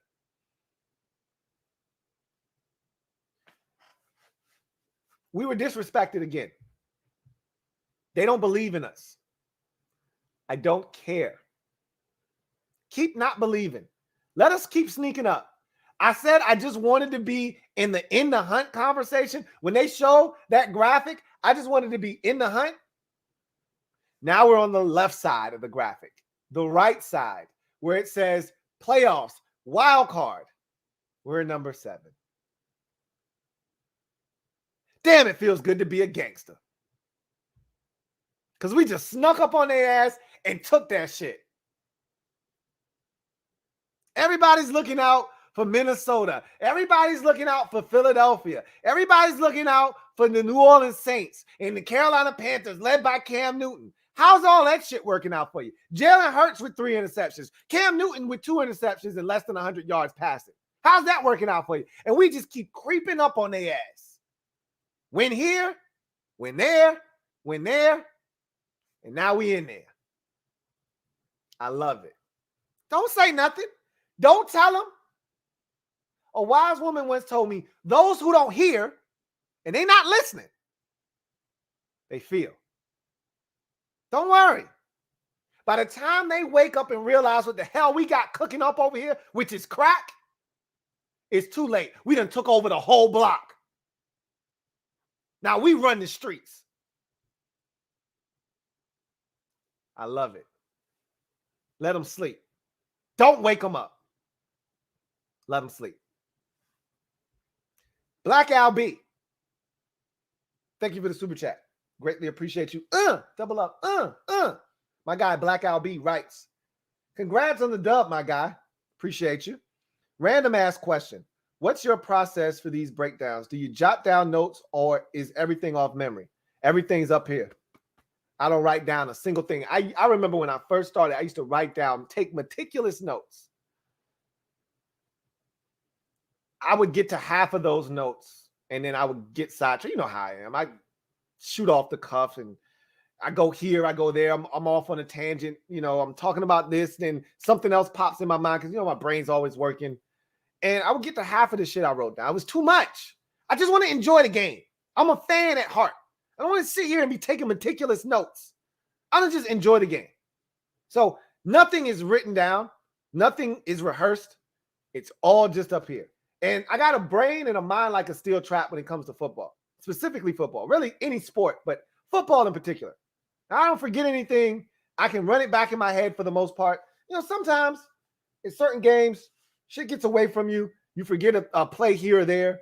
For the most part, you remember what happens, right? So, yeah, all of it is up here. King Shane, thank you for the super chat. Greatly appreciate you. Double up. Thank you for doubling up. King Shane, who writes, I don't like that get a call crap. That's how it is, man. That's how the football gods operate, especially when it's an egregious miss or an egregious call. A right has to be wrong. A wrong has to be righted. So I get it. It's not the best way, but it's the fair way. It's the right way. It's no different than in the NBA.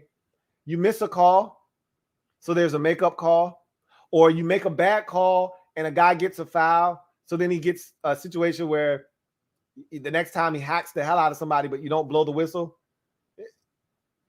That's how it goes. You know, you make a bad call, the ball goes out of bounds as an official, but you give the ball back to the team because you knew you made a bad call. It's not too dissimilar here in the NFL. Metaphor. Thank you for the super chat. Greatly appreciate you. Double up. Thank you for doubling up. Metaphor writes, 59 needs water boy duty. Hid on onsides twice. Why? He wasn't hiding. His job is to block. You're talking about Jordan Kuznick. I call him Kuznick. I can't pronounce his last name. I'm just going to call him Jordan K. Okay? His job is to block on those onsides kicks. His job is not to recover it. He's probably got hands of stone. His job is to make sure that the guy in front of him doesn't recover it and that he creates a barrier between man and ball so that Adam Humphries can then recover the kick. So it's frustrating watching him watch the ball go by him, but you'd be cursing him if he tried to recover it, muffed it, and then they recovered. You'd be even more pissed. You can't have it both ways. He probably can't catch claps in a whorehouse. His job is to be a caveman and take out 2 or 3 guys trying to get to the football.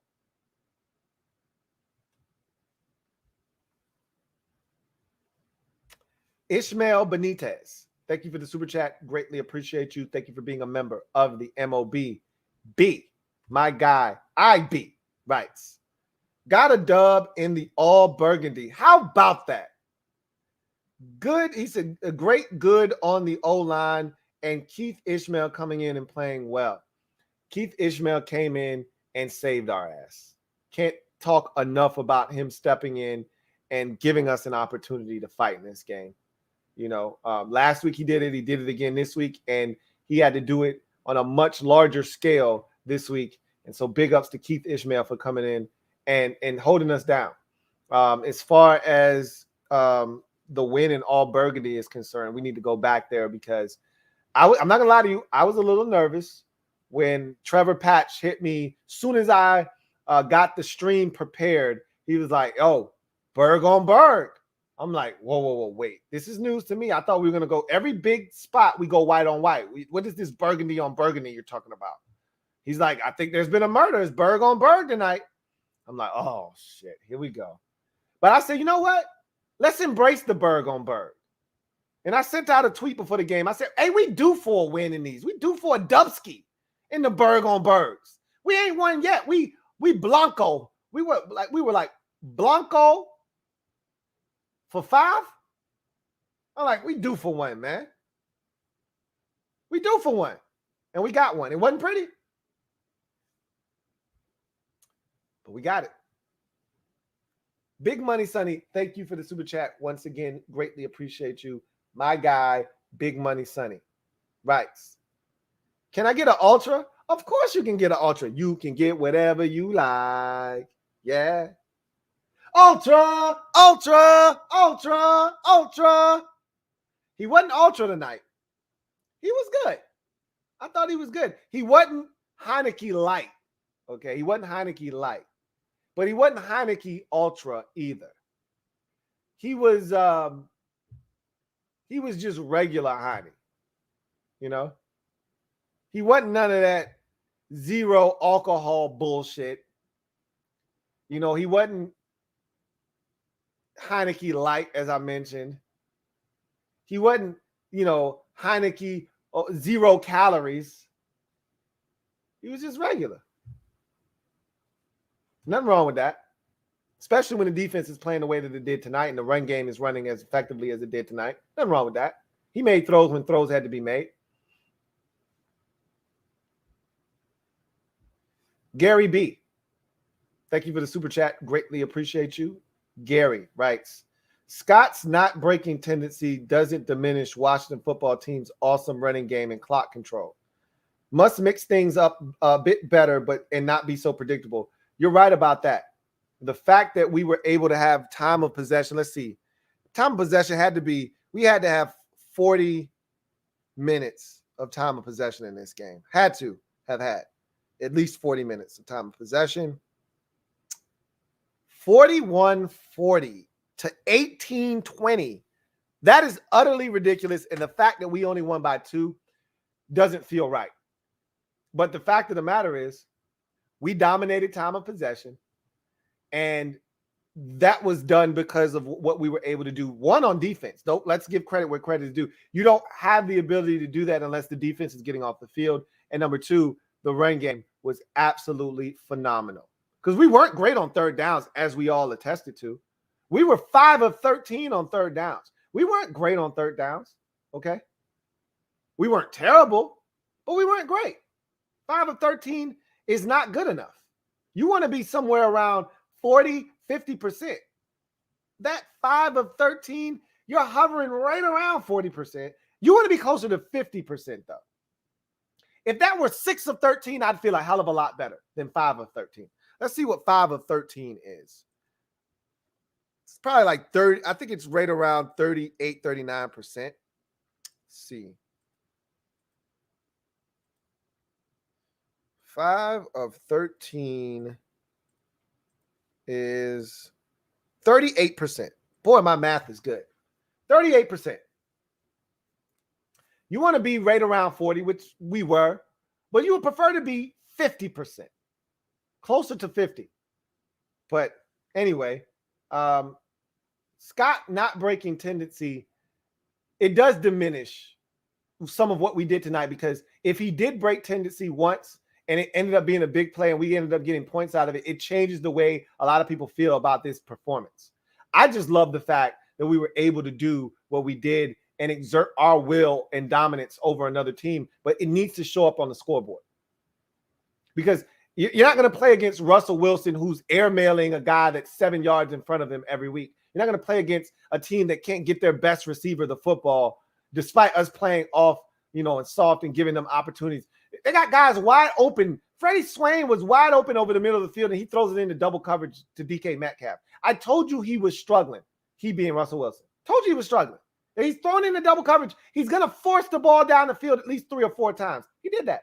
2 of them actually got complete. But I say he's going to force it down the field a couple of times. Guys were open. We're not going to get the benefit of that every week. We're not going to play a quarterback that's struggling, that's not seeing the field well. A team that's struggling offensively, that can't score points. We're not going to get the benefit of that next week against the Raiders, or the week after that against the Cowboys. So while the ball control and the time of possession was impressive, if you don't end up with more points after dominating like that, you're going to lose games. But we got away with it tonight, and that's all I care about, because I don't expect this to duplicate itself.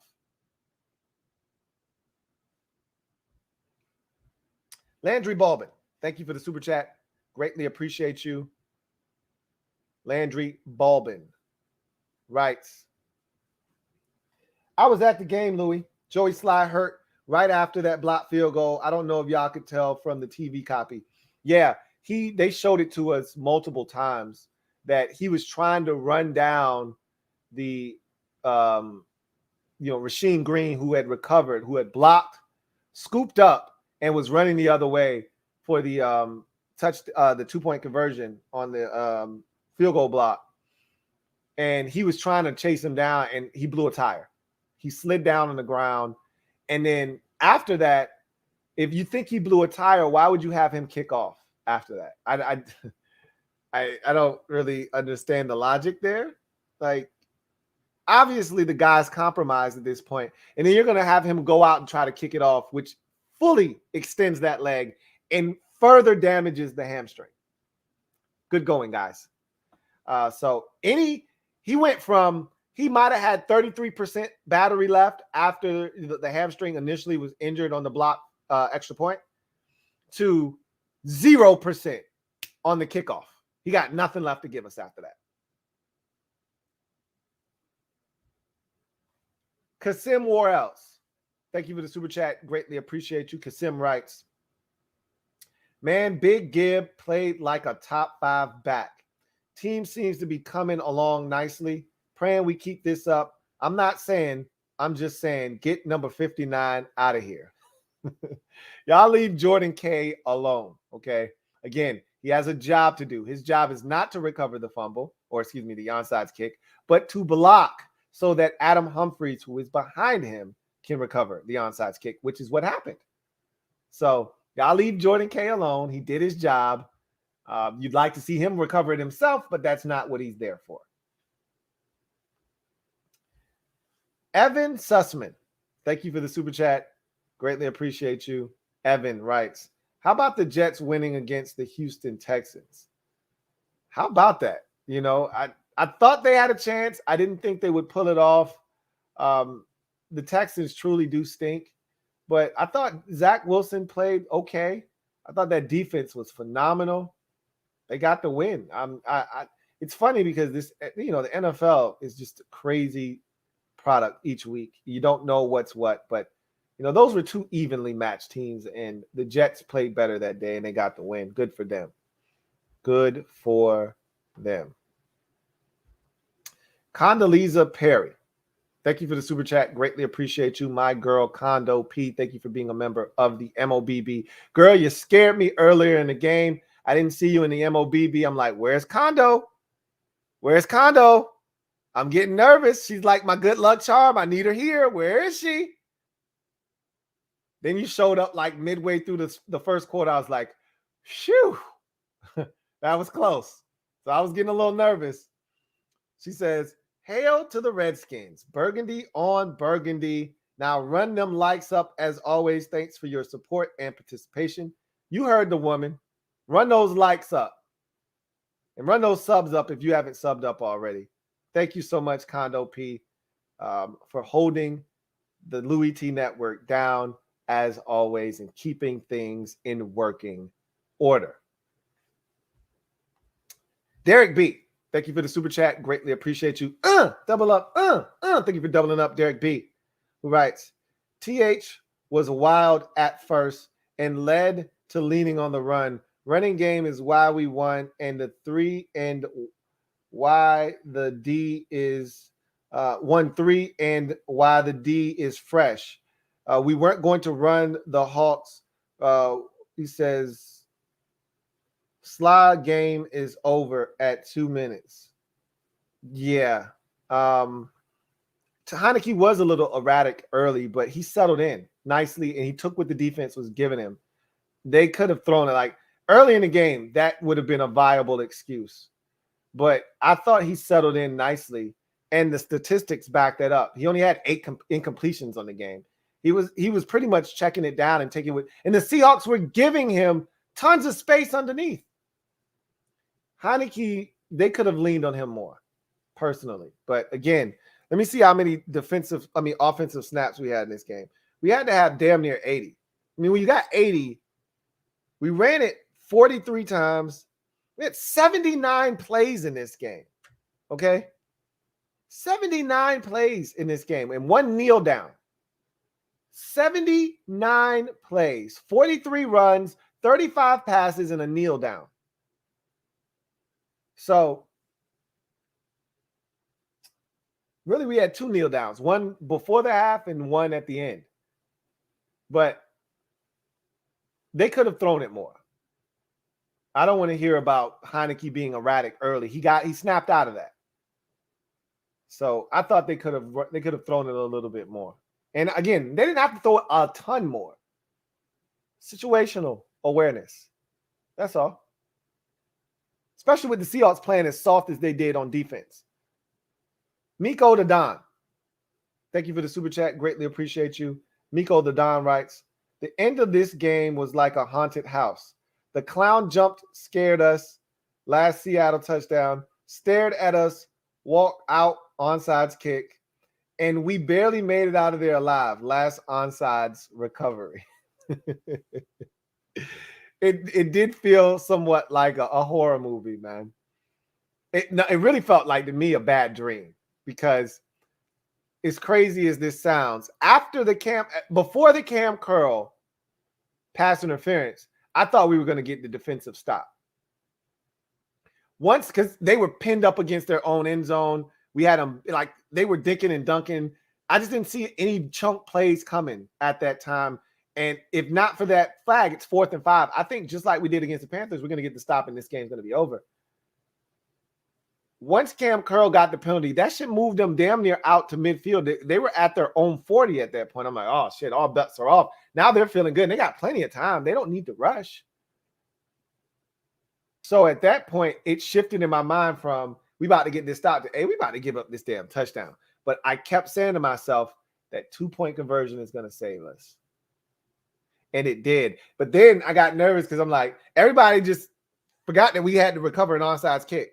They were acting like the game clock was at 000, and this was the final snap. And once Kendall Fuller got the interception, it was over. I'm like, Heineke's putting his hat on. He took his Scully off. He's putting his helmet on. I'm like, everybody's jumping up and down. Everybody in the mob's going crazy. And I'm like, and somebody, I forgot, I already said his name, but he was like, Louie, where you at? And I'm just staring at everything, and I'm just processing everything in my mind because my mind is racing because I'm like, We still got an onside kick. We're the Washington football team. This onside kick is not guaranteed. And wouldn't you know it, we tried to blow it. Boy, the football guy said, I got one more left in the chamber for you. Because that overturn on the touchdown, that was total pure garbage. So I got one more in the chamber to balance the scales. I can't help you after this. But here you go. I said, oh, football guys. Talking about, felt like Pinky on for Friday. Ooh, say something again. And this shit is over. And once he did that, I said, all right, I still don't feel confident, but what are the chances of them getting 2 of them in a row? I said, extremely low. And we got the onside kick, and then I was able to exhale. Here we are. Felt like a bad dream. And I wanted to wake up. But we got the win. And I keep saying this because it's important to note this. We got the win. Celebrate! We are in the playoffs if it started today. Who would have thought at 2-6 we'd be having this conversation 3 weeks later? Anyway. Ain't no half stepping. Thank you for the super chat. Greatly appreciate you. Double up. Ain't no half stepping. Doubles up and writes. Jamin reading the QB's eyes on the Seahawks game time 2-point conversion. Won the game. Played well. Yeah, he read it. He just didn't get up high enough to get a piece of that football. And I'm telling you, if Kendall Fuller doesn't stop and read the eyes of Russell Wilson, that is going to be a completion in the back of the end zone. Danny Johnson was going to get there too little, too late. This thing's going to overtime, and we're going to lose at that point. Hope you guys understand that. That game gets to overtime, your back is broken. I broke my back. You don't get up from that. You don't get up from a broken back and just walk away. You're done. So, yeah, Jamin read that well. Jamin had another play where they tried to get outside to the running back, ate that shit alive. Jamin, he's coming. The young fella's starting to see it. He's playing faster. You see the speed, guys. You're starting to see it.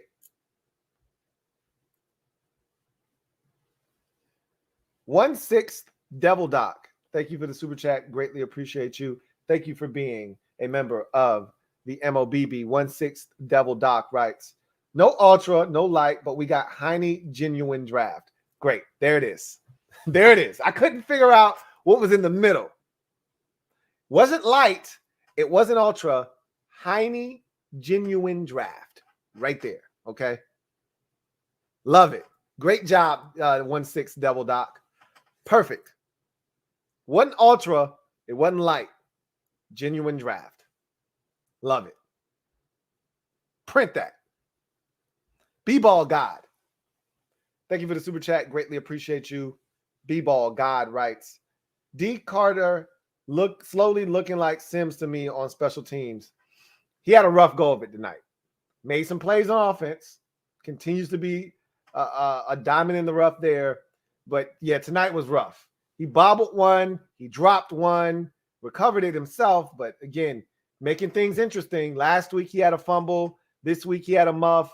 He's making shit interesting back there. He had a fair catch on one where I was like, bro, you literally fair caught it with nobody around for about 12 yards. Why? Yeah, shit's getting real interesting back there. But he hasn't lost one yet. He's getting close. Hasn't lost one yet.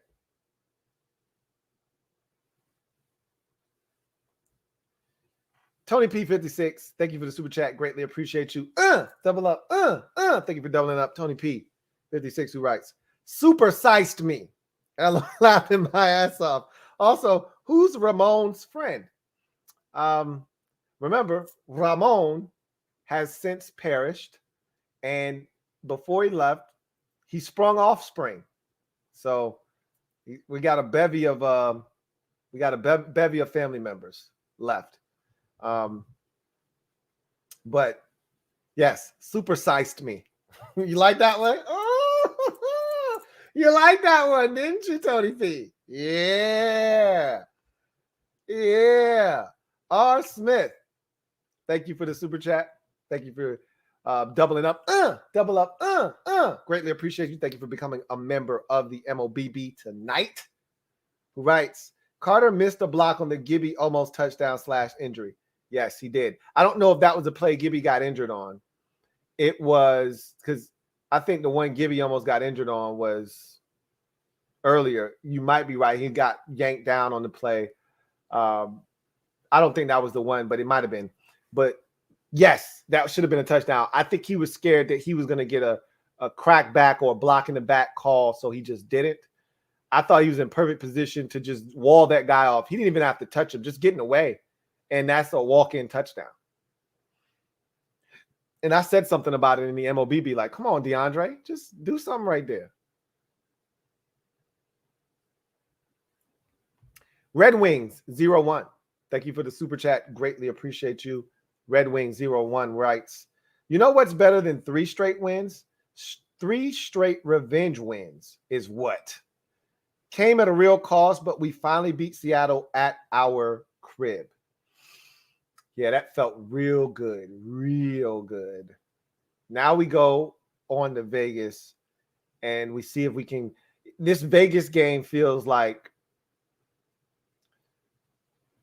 the win that we got against the 49ers when we had to go out west. That's what this Vegas game feels like. I hope it's not the last of the wins like that Niners win was last year. Because we got the Bengals win, then we got the Cowboys win, then we got the Steelers win, and then we went on the road to San Francisco after that big Steelers win. This was a big win. Now we got to go on the road to Vegas, and we got to keep the party going. If we were going to lose the game, this would be the one. I don't want to lose an NFC East game. This is an AFC opponent. It doesn't impact our NFC, overall conference record. If you're going to lose a game, these are the ones that you say, hey, I'm not trying to lose. But if you lose one, this is the one. And we need to win the rest of them. I'm not trying to lose any more games, period. This one definitely came at a cost, Red Wings. Again, I said this before, I'll say it again. How steep is the cost? It definitely came at a cost. Landon Collins, J.D. McKissick, Wes Schweitzer, Joey Sly. We know the casualties. We know the names. How steep of a cost? Are any of these guys gone for a considerable amount of time? Is anybody done for the season? We don't know. How steep of a cost was it? We do know that we'll be getting one of these centers back here shortly in Tyler Lawson.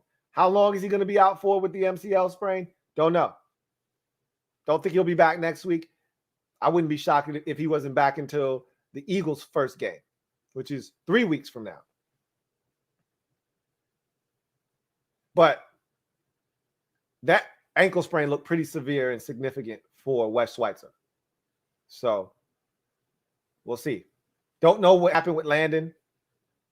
He could have an ankle. He looked a little gimpy there. So we'll see.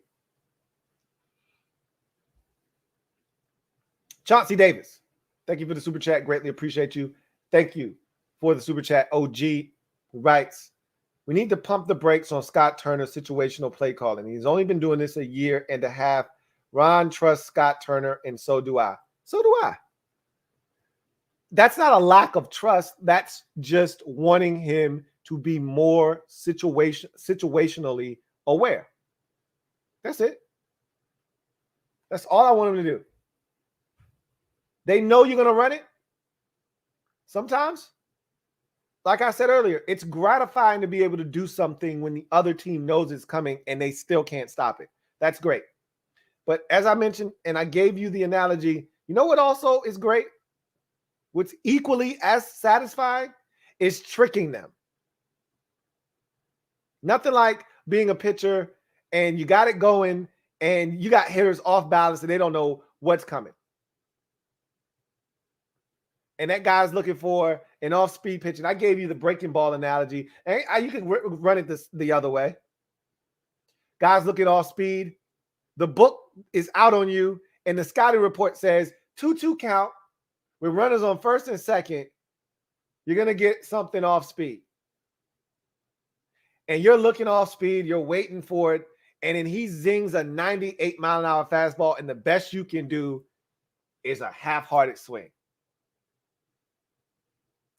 And you just walk back to the dugout because you got. Or you don't even take the bat off your shoulders. Again, looking for off speed, get a fastball right down the pipe, and you can't touch it. You fooled them. That's all I'm saying. It's okay to fool the opposition. They think they're sitting on 3rd and 1 run. They're sitting dead red fastball. Don't give them the fastball. Don't say, here, hit it. The Seahawks hit it tonight. We said 3rd and 1 fastball. Here it comes. Stop it. They said, all right, we will do that. Thank you. Might as well have told them to play in a huddle. If you're going to just keep running it on 3rd and 1 every time.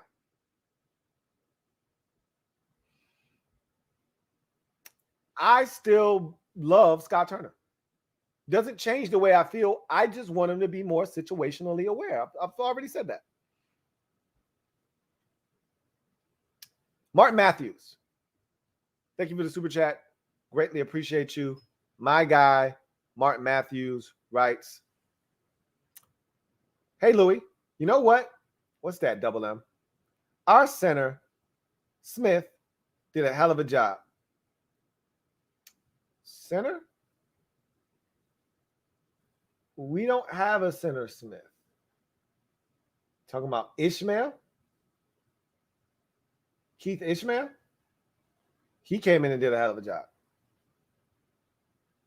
But I thought he did a bang-up job coming in. Given the circumstances, he played well. Thought he got his ass whooped a couple of times, but it happens. Metaphor. Thank you for the super chat. Greatly appreciate you, my guy. Metaphor writes, we in the door. Now we taking ketchup, forks, and shit. Look, that's all we ever wanted was a chance.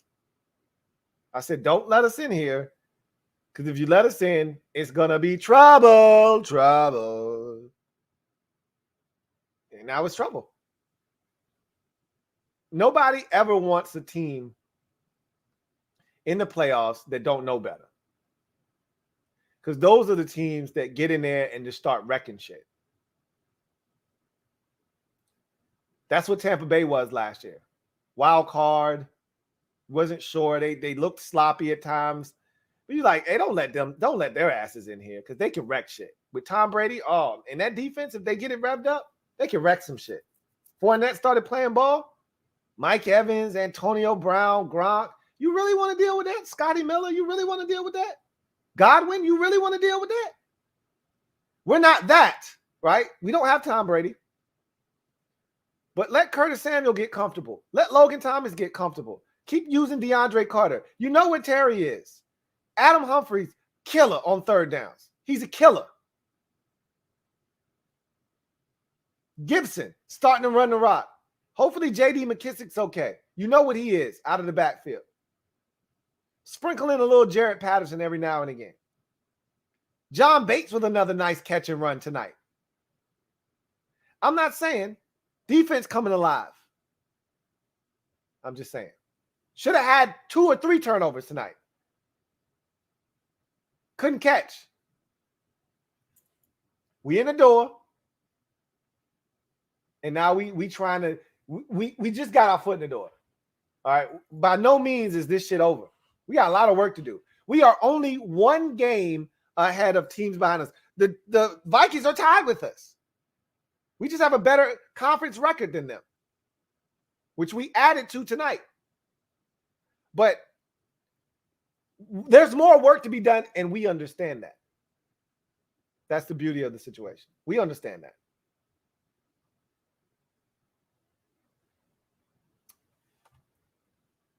Burger the Butcher. You don't have to worry about me butchering that anymore. Burger the Butcher. Thank you for the super chat. Greatly appreciate you, writes. D-line balled out. Landon at linebacker has been chef kiss. He says, LB play in general has been significantly better. It has. Honestly, since John Bostic went down, these boys have gotten better gradually each and every single week. And with Landon Collins being put more into the box, that was the crescendo. Essentially, that was the cherry on top. Jamin Davis is getting better. Cole Holcomb has been outstanding this season. Right now, he's got my vote for most improved player. And it's not like he wasn't good before, but I feel like he's taking his game to the next level. He's seeing it a lot better now. Really like what we're getting out of Cole Holcomb. Even the touchdown pass that he gave up, he was right there. You can't throw it any better by Russ Wilson.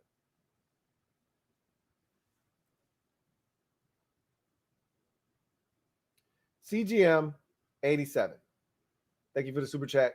Greatly appreciate you who writes. Lou, VT hiring Bill O'Brien. So Virginia Tech, is that Virginia Tech hiring Bill O'Brien? Fumble, FML 5-7 will be miracle. Is that Virginia Tech? I don't know what the VT stands for. Let me know. Let me see. I can look it up right now real quick. It ain't going to kill me. Let's see.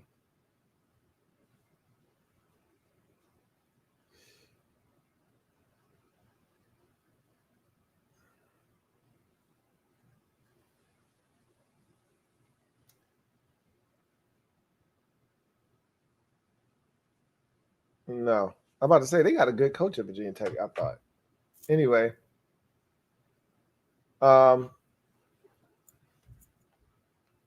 Martin Matthews, double M. Thank you for the super chat. Greatly appreciate you. Double up. My guy, double M, writes, damn, Louie, wrong name, but still good job for a fourth string center. Yeah. We on the same page there.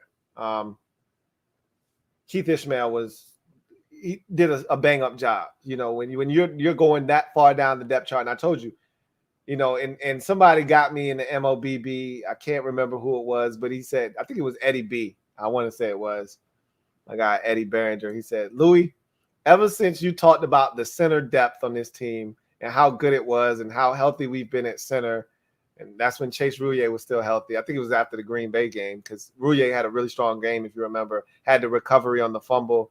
He was outstanding. I was like, man, we've been pretty blessed at center. He said, ever since you said that shit, it's been all downhill from there. He's right. I cannot run away from that one. This one's on me, guys. The center position has just been ravaged by injury since I opened my big mouth talking about how fortunate we've been to be as healthy and have as much depth as we do at center. Go figure. You know, and I don't think I knocked on wood that time like I usually do. So, yeah, that one's on me. It's all good, double M. We knew who you meant. Burger the Butcher. Double up. Thank you for doubling up, writes. Shout out to the fan that pushed 81. Hell yeah.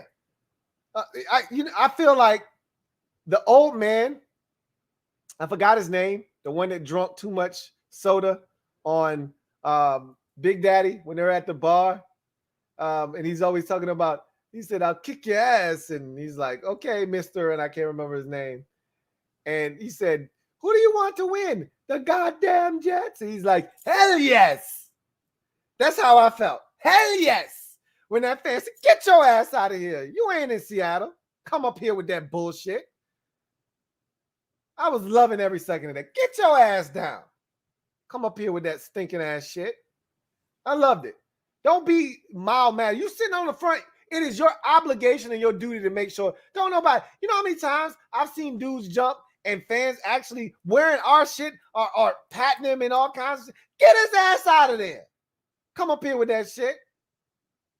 Don't be bringing that weak shit in here. Get that shit out of here. I loved it. Hell yeah, Burger the Butcher. I was with you on that one. Red Wings 0-1. Double up. Thank you for doubling up. Greatly appreciate you, writes. It don't matter how deep we go in this O-line and continues to ball out. Shout out to Masco and all our guys for holding it down. Masco, man, is a madman. Just continues to get the most. Him and Travell Wharton continue to get the most out of this offensive line. As you said, doesn't matter who's back there. They seem to get the best out of what we've got to give. And I can't speak enough about those guys and the job that they've done these 2 years they've been here. I know a lot of people loved Bill Callahan. I was never a huge Bill Callahan fan. I loved John Masco way better than I ever loved Bill Callahan. And not to say that Bill Callahan isn't a beast, because when given the keys the way that he wants to do it, he had success in Dallas. He has success now in Cleveland. When he's allowed to do it the way that he wants to do it, he has success. He wasn't allowed to do it here the way he wanted to do it. Him and Jay Gruden always clashed on how things should be done. So the run game was a mess. But I love what Masco is doing. I can just tell you that right now. I'm with you. Red Wings 0-1. Thank you for the super chat. Greatly appreciate you. Red Wings 0-1 writes. Landon is talking to JP Finley and he looks okay. Looks can be deceiving. Obviously he didn't have a head injury, so he could be talking to JP Finley. We just won a game. It's a home game. He could be talking to JP Finley with a banged up ankle that won't allow him to play next week. It's not going to kill him. The adrenaline's pumping and flowing. The blood hasn't settled. The swelling hasn't set in yet. He could be talking to JP Finley and kicking it with D'Angelo Hall after the game, and then get home, wake up tomorrow, can barely put any pressure on it, is in a walking boot, and can't get it up enough by Friday to practice to play on Sunday against the Raiders. That's possible. I like the fact that he's talking to people. That usually bodes well. But again, you can't listen to players. They don't know, So we'll see. That's good, though. That's a good sign that, because if he was truly injured, if it was something significant, he's not having conversations with JP Finley or D'Angelo Hall. So that's a good sign, definitely. Joe Rockhead J, thank you for the super chat. Greatly appreciate you. Joe Rockhead J writes, what's up, Lou? What's up, Joe Rockhead? He says, a win and a reality check in one game. I've always said this. You want to learn your lessons while winning, right? You want to make mistakes and correct them while winning. That's the way to do it. Can't ask for it any better than that. Find a way to get it done. We did that today. Big Money Sonny, thank you for the super chat. Greatly appreciate you, my guy. Big Money Sonny, continuing to hold the kid down. Writes, I got Deshaun next week with a homie of mine. I'm from New York City, but I love Washington. Let's get it, y'all. We'll see one of our old chums next week in Deshaun Jackson. Call him AKA the Cowboys killer. Hopefully he'll spare us next week and not do anything foolish. Unless he feels like turning it over. That'll be great. But we'll see what happens. Big Money Sonny, once again, really do appreciate you. Evman H25. Stand up. You are officially in the building as the newest member of the MOBB. Evman H25. Welcome to the MOBB squad. You know what to do. Squad up. Show him some love. And once again, Evman H25. Welcome to the squad. You won't be disappointed. Looking forward to chopping it up with you in the future. Carlton Pagano Jackson, CPJ, my guy. Double up. Thank you for doubling up. Greatly appreciate you. Who writes, Ron locker room speech got me hyped. Ron's plan, baby. Let's go. Ron's plan. Ron's plan. If you don't have a Ron's plan t-shirt, what are you waiting on? The reason I came up with the concept was because I believe in what he's doing. A lot of you started to waver a bit. Just allow this thing to play itself out. And we still don't know if we have a quarterback or not.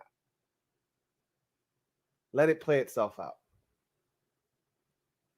We're getting better. And this is the second week in a row where De'Ami Brown non-factor. Just imagine when he starts to get involved and he starts to become a difference maker. Just imagine what this offense could truly be.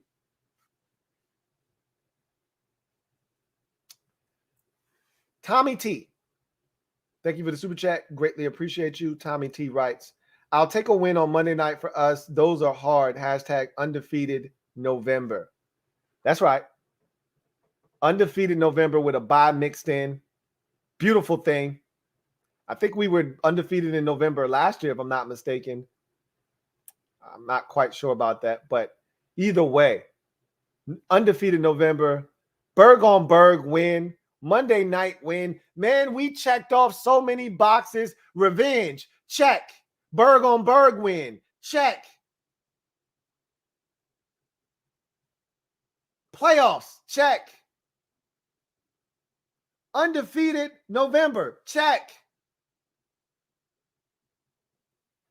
Feels good. Feels good.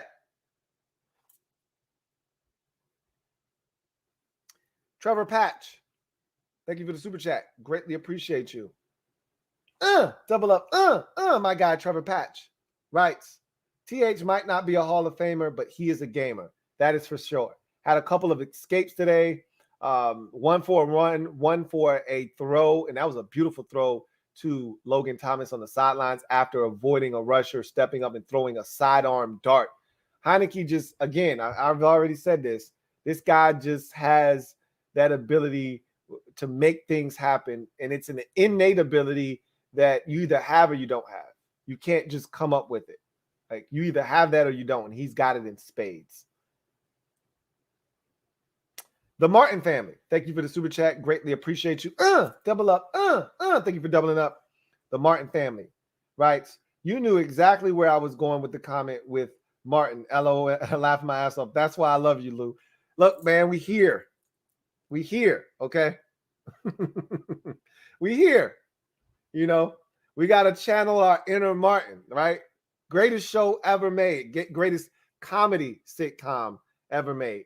And there's definitely arguments to that, and that's a discussion for another day. There's The Office. I've never watched The Office. I've heard it's hilarious. There's Seinfeld. I've watched that a couple of times. It's funny. I'm not gonna lie. A show about nothing. Okay. There are other shows out there, but give me Martin. Sorry, not sorry. The Martin family, greatly appreciate you. The Black Kid, thank you for the super chat. Greatly appreciate you. The Black Kid writes, every time we lost to last year, we got that team back this year. HTTMRR. Don't even know what that last thing means, but I hope it's something good. Every team that beat us last year that we've played again this season, we've gotten a bit of revenge. Let's see. Make sure I'm not jumping the gun on that one. I think all the losses, let's just look at all the losses and we'll be able to figure it out. We didn't play the Chargers last year. We didn't play the Bills last year. We didn't play the Chiefs last year. Most of our losses are in the AFC. We didn't play the Broncos last year. We didn't play the Saints last year, if I'm not mistaken. Trying to think. No, we played the Saints. I think the last time we played the Saints was in 18 on Drew Brees' porn night, I think, was the last time we played the Saints. I could be wrong about that. And who else did we lose to? That's 5 losses.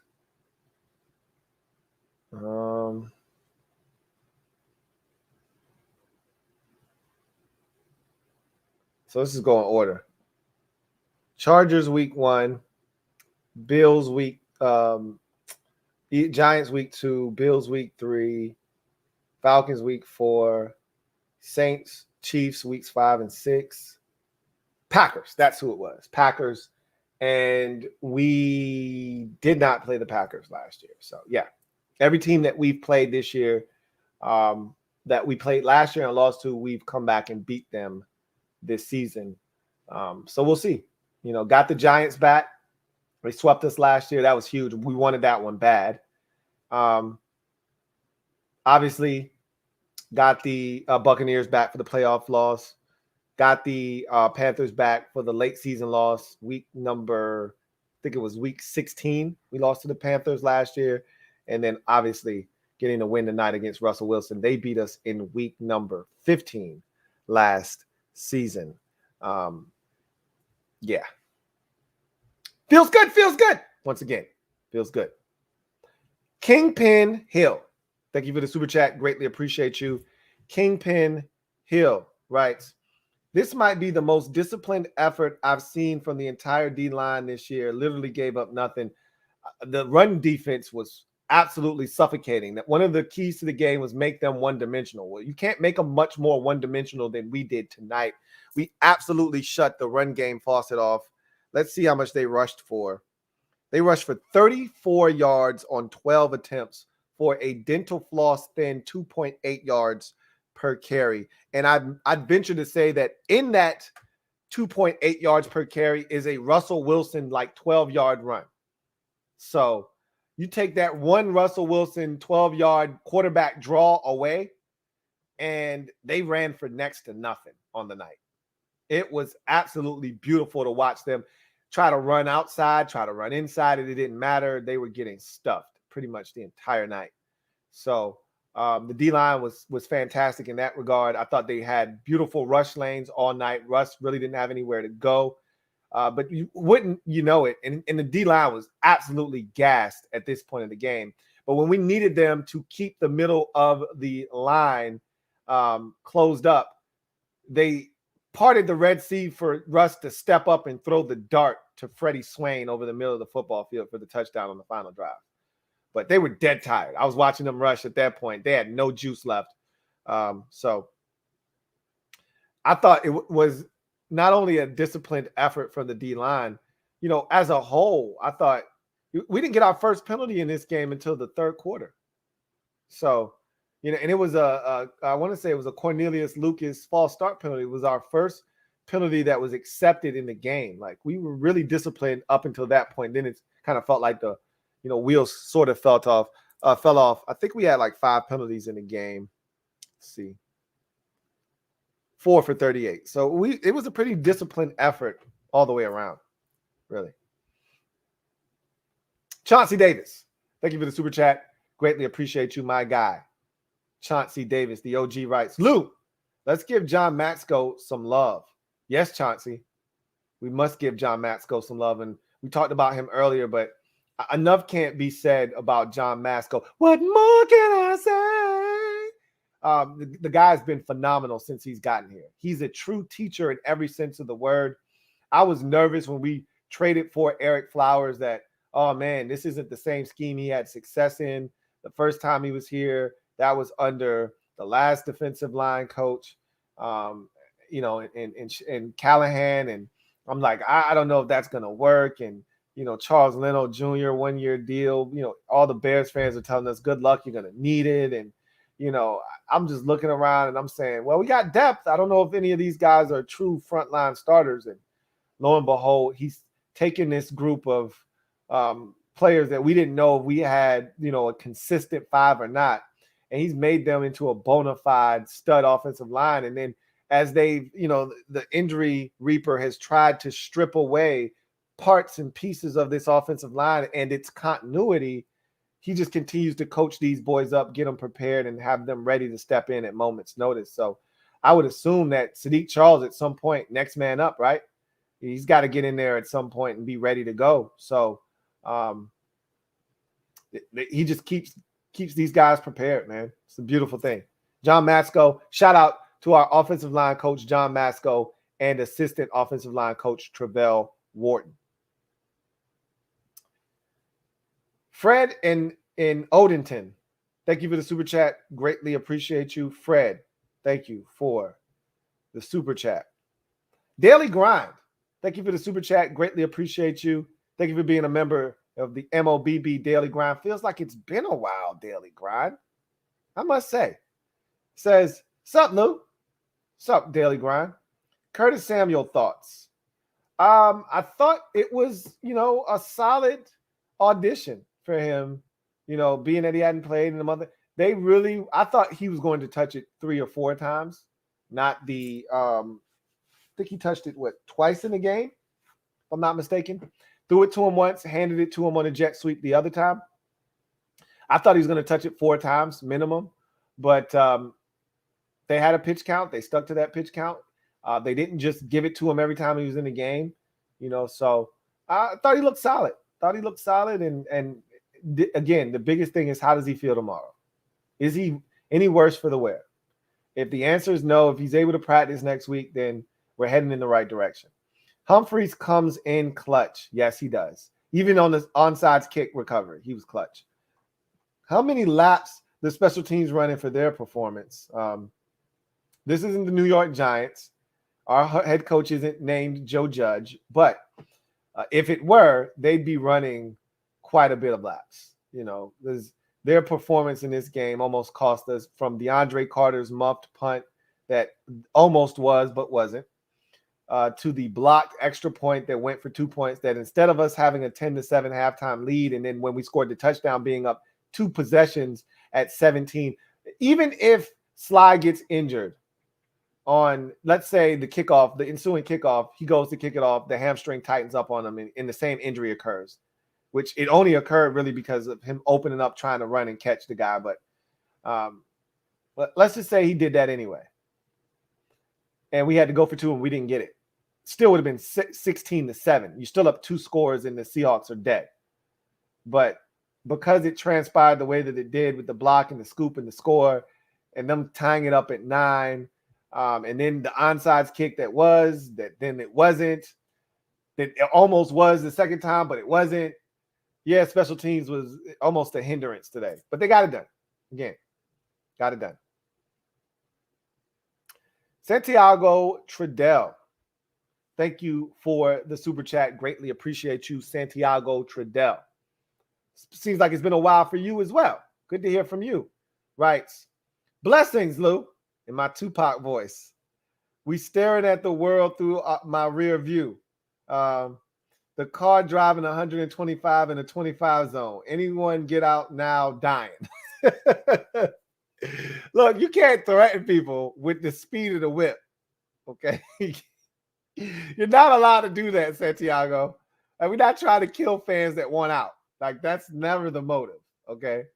I've always said, if you want out, we're not stopping. You got to jump out. You're going to have to do a military role, and you're going to have some, a couple of scars from the asphalt peeling off your skin, but you'll be all right. You'll live.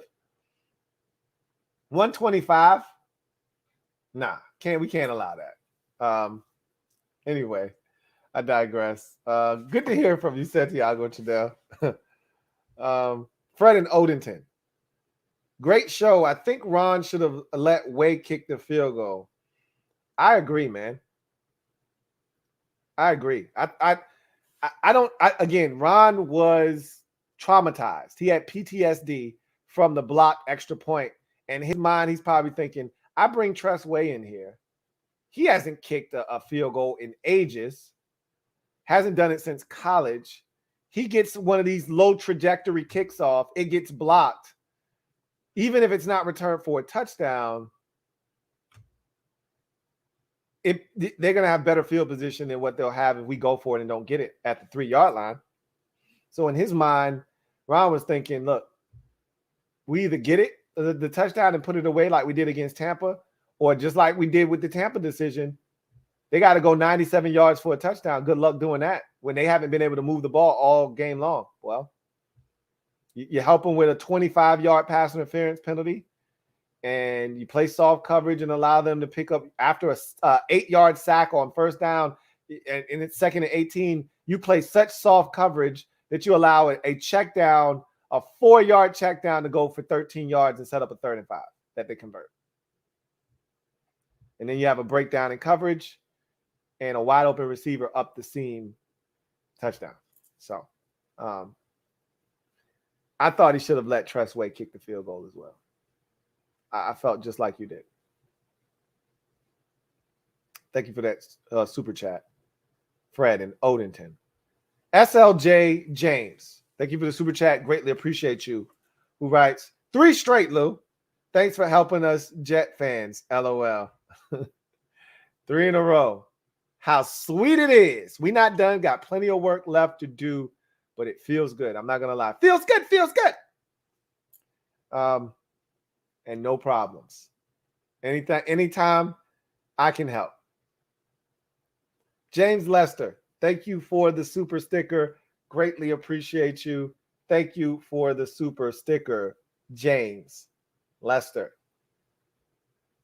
Tony P 56.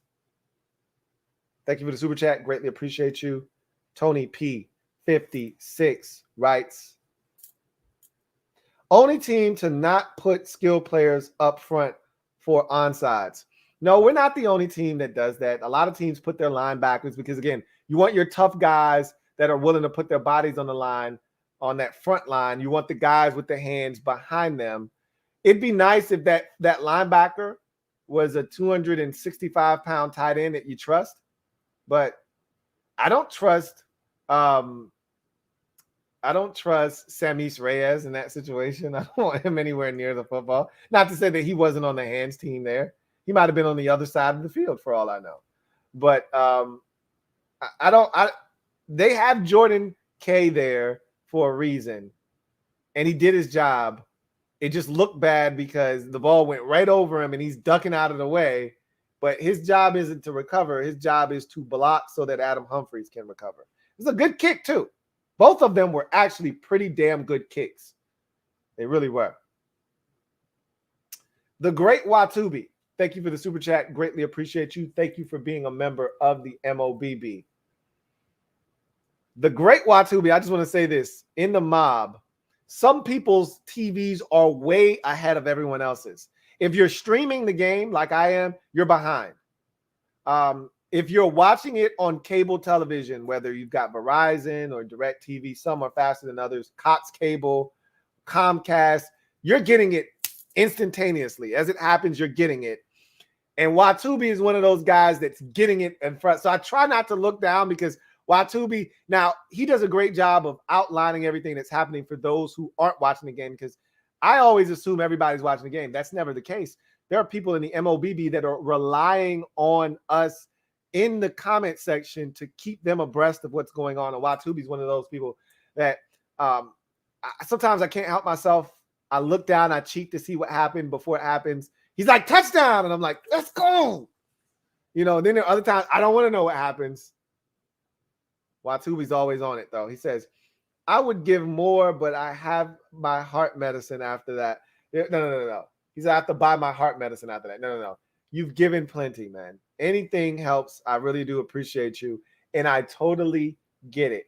All right. This team does a great job of keeping all of us close to our heart monitors. Okay. Like I said, if you didn't have heart issues before, keep watching this team and rooting for it. You will have them soon enough. They keep us on edge every single week. Door Gunner, thank you for the super chat. Greatly appreciate you. My guy, Door Gunner, writes, what up, Lou? What up, Door Gunner? Says, first game I got to watch all season, man. That brings a warmness to my heart that you got to watch this one, that you didn't have to rely on me not being dressed in all black like the Omen to know whether we won or not. He says, 3 weeks not wearing black and loving it. Who are you telling, man? I love the fact that my guy Metaphor gave his black items away to Salvation Army and isn't paying the price for it right now. I love it. He says, starting the long trip back home, be safe, man. Safe travels. Can't wait to be up at the Dallas game. Let's stack these dubs. Indeed. Amen to that. Safe travels, Door Gunner. And Bart Scott. Can't wait. See what we got here. Tony P56. Thank you for the super chat. Greatly appreciate you. Tony P56 writes, Lou, I don't watch other teams' content creators, but you know, you and this fam here are among the best. Thanks to all of y'all. Ron's Plan T is respected again. For a while there, you know, people were mocking Ron's plan. Now it's 3 wins later. It's amazing how things change, but I really do appreciate you, Tony P. And you're not alone. There are a lot of people that don't watch other teams' content creators and don't watch, a lot of things. So, I really do appreciate you supporting the movement. That is for sure, man. Really do appreciate you. And I'm, as other people have said and have implored, I'm going to try the effort to get the Super Friends back together before this stretch of 5 games. So I'm going to start putting some innuendos out there to see if they're interested in coming on and us doing this NFC East Super Friends unite once again here in the near future. King of the North, thank you for the super chat. Greatly appreciate you. My guy, King of the North, writes, Ron was fired up post-game, told the team, we ain't taking no shit from nobody. No matter what they bring, we're whipping ass. Let's go. Ron's playing. I can't wait to watch it. Oh, my God. You guys got me hyped. I love it. Find a way to get it done. That's all that matters is find a way to get it done. And the thing that I love about this team, they're not making any excuses, right? We're not making any excuses. We're down to our 4th string center. Our starting quarterback got knocked out 3 possessions into the season. We've had our number 2 receiver that we went out and spent good money on, only playing 3 games this season. Still don't really know what his value is to this offense yet because we haven't really gotten anything out of him to this point. Our number 1 tight end, a guy that was 3rd in the league in receptions from the tight end position, has missed 6 games this season. We've had issues at right tackle with our rookie being in and out of the lineup. Our guard got injured and missed a couple of games. We've had issues in the secondary with injuries, with, Benjamin St. Juste being out for a stretch there. William Jackson III had some injuries, was out for a stretch there, and having to do different things with that group. We got our top defensive player from last year in Chase Young out for the season. His running mate on the opposite side, Montez Sweat, out for the last 3 games or last 2 games. It'll be 3. Oh, no, I said it right. 3 games because he's been out for this entire 3-game winning streak. And yet here we are. Kicker number 4 is on the way. We've gone through 3 kickers already this season. We're going to go through a 4th now. Didn't have a kicker to finish this game. And we still are 1 game from 500. 2 games away from NFC East supremacy again, and we're in the playoffs if it started today. If that's not resiliency, I don't know what is.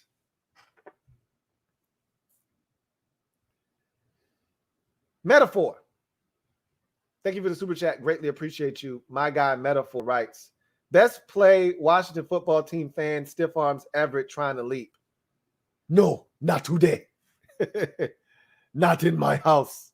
Got a Dikembe Mutombo stiff arm. Get your ass down. Just like the Geico commercial. Get that shit out of here. Don't come up here. Don't be bringing that weak stuff in here, man. Twan HTTR.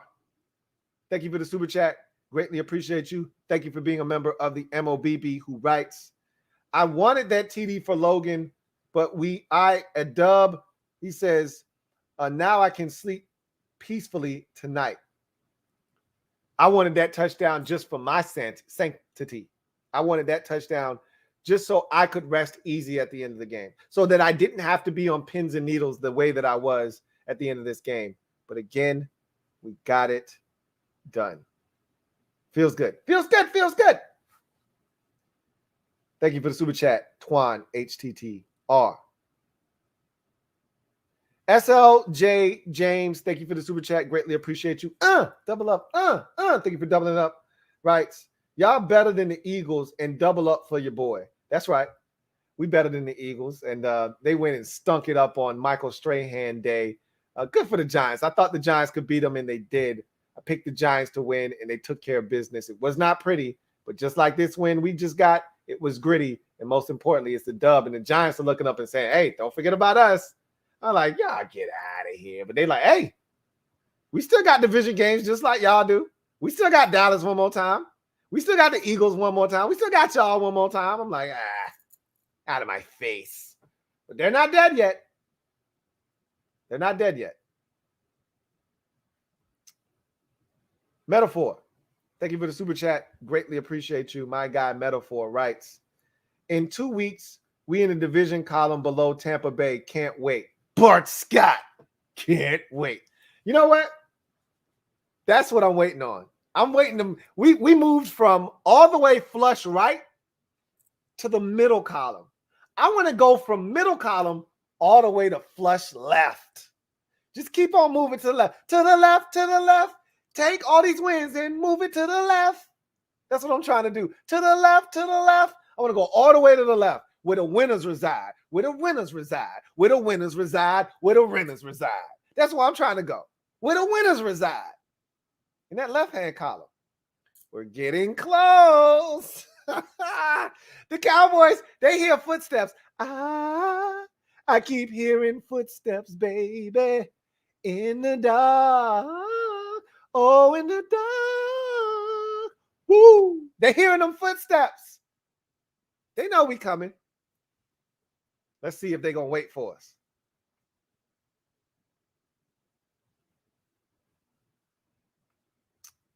Pop-Tart Timmy. Thank you for the super chat. Greatly appreciate you. Pop-Tart Timmy writes, vids of Ron going to the locker room and giving post-game speech, man. Hyped as hell. I love it. Everybody's talking about it. I can't wait. I'm going to go get me an ice-cold beverage. And then I'm going to sit down and I'm going to watch all the post-game press conferences. I'm going to watch Ron's speech, get me hyped. I'm already hyped. I'm not going to sleep anytime soon, so I'm going to take all of that in. I'm still on my bye week, technically, so we'll see what content looks like. But after this win, I feel obligated to put out some more Washington Football Nightly content, so we'll see how that goes. But thank you for that super chat, Pop-Tart Timmy. Red Wing 01, thank you for the super chat. Greatly appreciate you. Who writes, what is your opinion of D-line coach Sam Mills? I don't love him. You guys know how I feel. When he said, something that really got under my skin, because we had all been asking the question, why are these guys just going with that same bull rush? Where's the variety? Why aren't they using different moves to try to get to the quarterback? And then he's like, I show them footage of Ryan Kerrigan all the time. And I'm like, oh, there it is. Ding, ding, ding, ding. I'm not a big Sam Mills III fan. I'm not. I think he is probably a solid coach.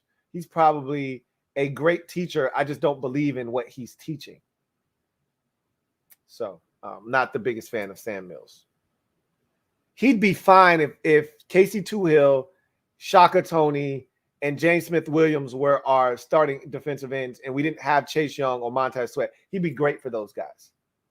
Then you could show them Ryan Kerrigan and have them attain and strive to be Ryan Kerrigan, because that would be an upgrade over what they are as players. But when you take Montez Sweat and Chase Young and you try to turn them into Ryan Kerrigan, you're pulling their talents down. So I'm not the biggest Sam Mills fan, but it is what it is. Luck, thank you for the super chat. Greatly appreciate you. Luck writes, great win. Stadium was lit, but half full. I saw that on television as well. Okay. Let's fill these stands up for the Cowboys game. Hella proud to be a Washington football team fan right now. Let's go. I can tell you this, that stadium will be filled, especially if we win against Vegas and they lose against the Saints on Thursday night and that game's for first place. That stadium, whether they win or not, if we win again, that stadium will be filled. And it won't be filled with Washington fans. There's going to be plenty of Cowboys fans, but I tell you what, it's going to be filled. That thing is going to be rocking for that game. And you know what? I wouldn't be shocked if that game got flexed to Sunday night. Let it be for first place. Let that Sunday night game that week be trash. I wouldn't be shocked if it got flexed. We'll see. We will see. Devil, 1/6 Devil Doc. Thank you for the super chat. Greatly appreciate you. Double up. Thank you for doubling up. 1/6 Devil Doc, who writes, Lou, you had me watching LTN reruns this week as if it was I Love Lucy while listening to Never Leave Me Alone by Nate Dogg. You can't take time off, LOL. I do this every year, all right, to recharge the battery for the stretch run.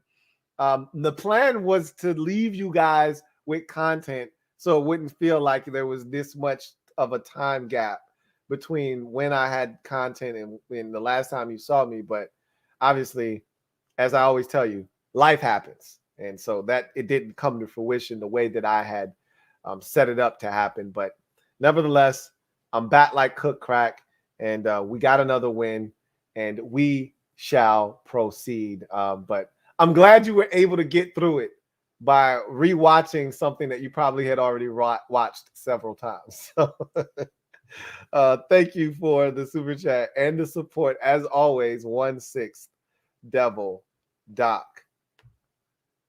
Got one here from Metaphor. Thank you for the super chat. Greatly appreciate you, Metaphor, who writes, name change DMV to DMF.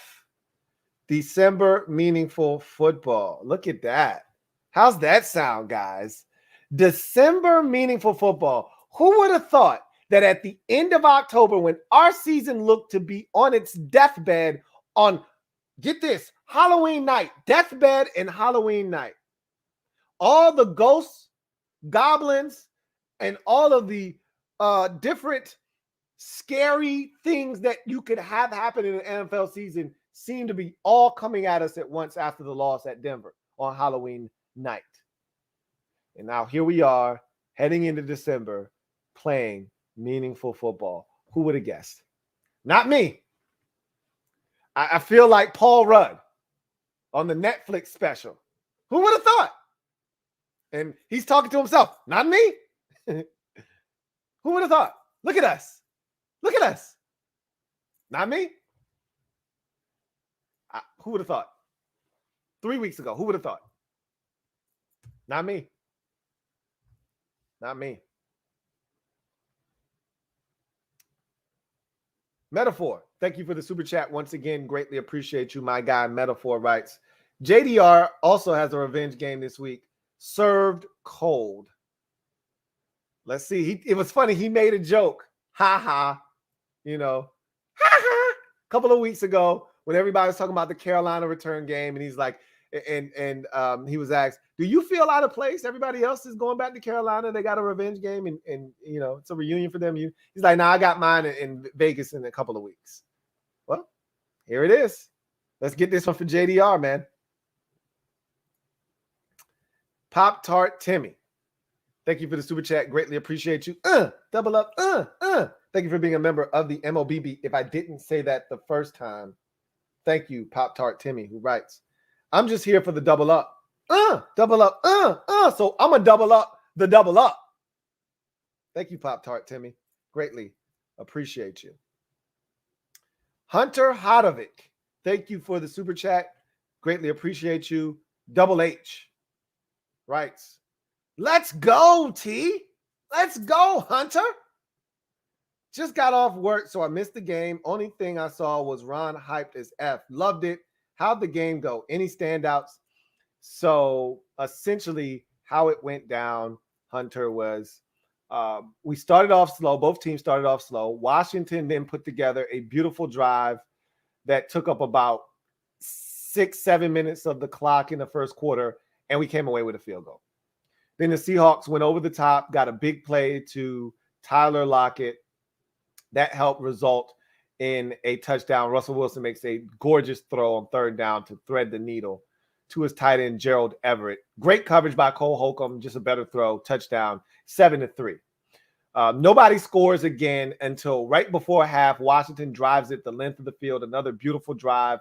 This time we cap it off with a J.D. McKissick touchdown catch. We throw it out to him in the flats. Brandon Sheriff with a great block of Jamal Adams to kick it out, and McKissick does the rest, gets to the corner of the end zone, touchdown. The ensuing extra point is blocked, however, and Joey Sly misses the initial tackle on Rasheem Green, who not only breaks through the line, blocks the kick, picks it up, but then runs it back 67 yards 67 yards for the 2 points on the blocked extra point. That made the score 9-9 instead of us having a 10-7 lead. We come out of halftime and we are able to put together a drive. We score a touchdown. Actually, let's go back a little bit. The reason there was no point scored after the Seahawks scored their touchdown and it was 7-3 for a long time was because we were on another drive. Heineke gets intercepted. It's actually a really good decision, good throw. It gets tipped just a bit by Bobby Wagner. Then Logan Thomas, who was running a seam route, gets lit up as he's trying to catch it. Ball caroms into the air. It's picked off by Jamal Adams. Then Russell Wilson finds a wide open Tyler Lockett. The Seahawks are in business again. Then he hits his running back, DJ Dallas, who's turning up the sidelines. Landon Collins runs him down from behind and pokes the football free, and Washington recovers. And that's why it was 7-3 for a very long time until we put together, and I want to say it was off that turnover, we were able to then put together a drive to then take the lead briefly. And then the extra point was blocked. It's 9-9. That's your halftime score. We come out, we put together a great drive in the third quarter to take the lead. On that kick, so let's go back again. On the block extra point, the field goal kicker, Joey Sly, injures his hamstring trying to chase down the returner on the block. He blows out a tire. He hurts his hamstring. Then on the ensuing kickoff after the botched operation in the return, he's out there kicking off the football, and he further damages his hamstring, and he's done for the night. So now we don't have a kicker the rest of the game. We got to go for it on every fourth down that's within field goal range. So now back to the second half. We get the touchdown. We have to go for it on fourth down on that drive, by the way. We convert. We get in the end zone. We have to go for 2. Another J.D. McKissic touchdown, this time on the ground with a run. So J.D. McKissic scores both of our touchdowns on the evening. We go for 2. We give it to Gibby. He gets in the end zone. We take the lead by 8, 17-9. That would be the score the remainder of the game. Why? Because Seattle's offense was disgusting to watch. Our defense was good. It was not great. There were opportunities for Seattle to take advantage of. They weren't able to do it. But the defense was good enough to continue to get off the field, possession after possession. We kept running the football. We were having success, but we kept finding ourselves in third and shorts. We had 3 consecutive possessions from the middle of the third spanning all the way to the beginning of the fourth, where we had a 3rd and 2, a 3rd and 1, and a 3rd and 1, and we failed to convert on any of them. Why? Because we ran it each and every single time. We got stopped all 3 times, and we had to settle for. We went for it on one of those. The last time we got stopped on the 3rd down on the run, we went for it on 4th down. Gibby pops about a 40-yard run down the sidelines. We're in the Seattle Seahawks territory, inside their 15-yard line. It gets called back because of a Brandon Sheriff holding penalty. We ultimately have to punt. And really, after that, Seahawks had the ball. They go 3 and out. We get it back. We get the football back with 11 minutes on the clock and proceed to go on one of these marathon drives to put it away. We eat up 9 minutes of that fourth quarter clock, and we come to a 3rd down, and we have a false start, or a delay of game, excuse me. It was 3rd and 7, I think. And that turned it into a 3rd and 12 on the delay of game. We don't have a field goal kicker, mind you. We're in field goal range, but we don't have a field goal kicker. Ron tells Taylor after the 3rd down and delay of game, hey, you got 2 downs, which means, hey, take the check down, get into a manageable situation. So he takes the check down on 3rd down, gets 7, makes it 4th and 5. We ultimately pick up the 1st down. Great ball to DeAndre Carter over the middle of the football field. Gets us inside the Seahawks 15-yard line. Got a chance to salt this thing away. We get all the way down to the Seahawks 3-yard line and can't get it in. 1st and goal. And Now it's 4th down. And Taylor Heineke has to improvise. He finds Logan Thomas in the end zone. Great play by Jamal Adams to try to knock it away. It seems like Logan Thomas holds on. It's initially ruled a touchdown with about 2 minutes and 15 seconds left. Just to backtrack a bit, Gibby did it again for the second straight week. He goes out of bounds on 3rd down to stop the clock. On his 3rd down run, it should have resulted in the clock running down to 2 minutes to the 2-minute warning. Seattle had no timeouts remaining. Instead, it stopped the clock at like 2:20, 2:19. Then you have the play to Logan Thomas, and that play ends with right around 2:15, 2:14. It goes to replay. It's overturned. I didn't think it was enough. None of us thought it was enough evidence to overturn the call. Should have been a touchdown. It should have been a game clincher. Instead, ball is turned over on downs. They got to go 97 yards to get in the end zone and then have to convert a 2-point conversion if they want to send this game to overtime. Well, it's Russell Wilson. So what happens? We get them into a 3rd and 5. We blitz. We get to Russell Wilson. It's incomplete. We set up a 4th and 5, except Cam Curl gets called for pass interference. And it was the right call. He was mugging Tyler Lockett down the middle of the field. So that put the ball all the way out at the 40-yard line. And from then on, Russell Wilson got surgical, moved it down the field. And then Landon Collins gets injured 2 plays before, which prompts Washington to have to insert safety DeShazer Everett into the game. And promptly Russell Wilson goes right after him. We're playing cover 2 with DeShazer being the cover 2 carry linebacker up the middle of the field. Essentially, he needs to carry that middle seam route. He doesn't. He turns it free. There's no one home. Easy touchdown strike from about 35 yards out for Russell Wilson to Freddie Swain to cut it to a 2-point score at 17-15. They go for 2. And Russell Wilson rolls out, locates Freddie Swain, the guy that just cut the touchdown, in the back of the end zone, coming across the field. And what happened was Kendall Fuller was running with DK Metcalf, who was open to the back corner of the end zone. If you watch it again, if Russell Wilson throws it to DK Metcalf, this game is tied at 17. But he instead throws it to Freddie Swain, who was open. He did not see Kendall Fuller, who fell off of DK Metcalf, stayed there, veteran move, baited Russell Wilson into the throw, picks it off to preserve what we think is the victory. There's still 14 seconds left, and there's still an onside kick.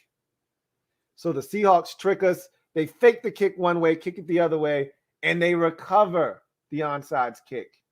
But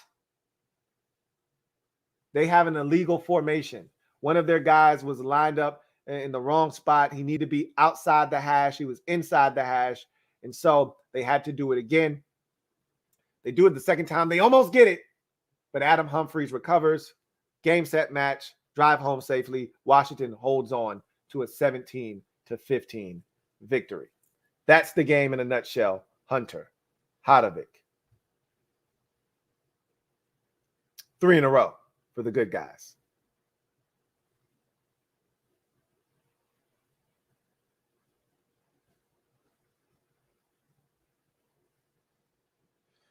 JB Johnson, thank you for the super chat. Greatly appreciate you.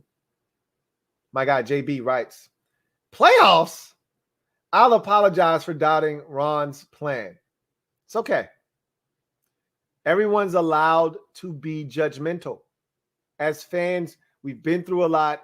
And when you see things not going the way that you thought they were going to go, you are allowed to be frustrated and you are allowed to criticize. You're allowed to mock, all of those things. I'll always be this way in my thinking as a fan. You're allowed to come and go as you please. This fan base is allowed to do whatever they want because they have been abused for so long. I am not going to tell you when you should or shouldn't be on board. I'm just going to encourage that you stay on board no matter what. But you are allowed to go and come as you please. I told you I'm not stopping anybody from jumping out of the whip. When this thing was going, 45 miles an hour and everybody wanted to jump out, I said, here's the door. There's no child lock on. You can get out. We're not stopping. jump out at your own peril. Now we're going about 75, 80. Everybody wants to get back in. Now you got to haul ass to catch up. We're not slowing down and let you back in. You got to catch up. Good luck. But I love it. Ron's plan.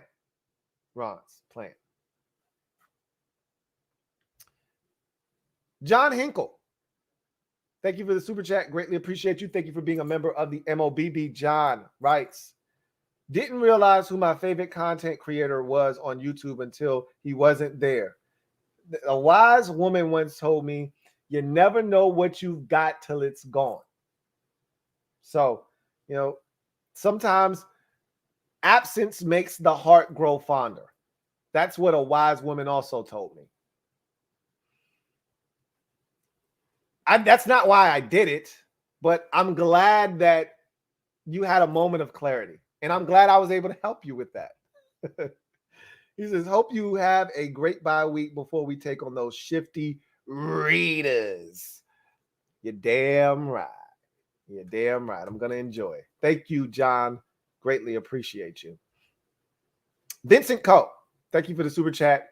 Greatly appreciate you. Thank you for being a member of the MOBB. My guy, Vincent Coe, writes, what's up with Russ, though? Is it still the finger? I'm asking the same question, Vince, because, how many times can he miss a simple out route 10 yards over a guy's head? There was one check down to Gerald Everett over the middle of the field. I want to say it might have been on the third down. And Gerald Everett is standing there, and he throws it like 3 yards inside of him. I'm like, Russ, what are you doing, dude? Like, he was off still. And maybe it's the finger. Maybe it is the finger. I'm not sure. But he didn't look like himself. Still made some throws, though. Tony P56, thank you for the super chat. Greatly appreciate you. Who writes, could number 4 be a Kurt Warner story in the making? He could. I highly doubt it, but he could. Why the hell not? As I've said already, why not us?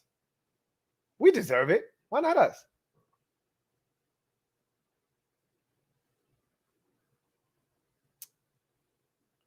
Red Wings 01. Thank you for the super chat. Greatly appreciate you. Red Wings 01 writes, Bobby should be counting his blessings.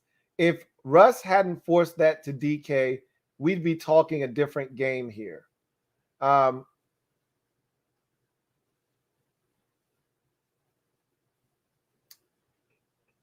Yes, you're talking about on the seam route where a guy was wide open.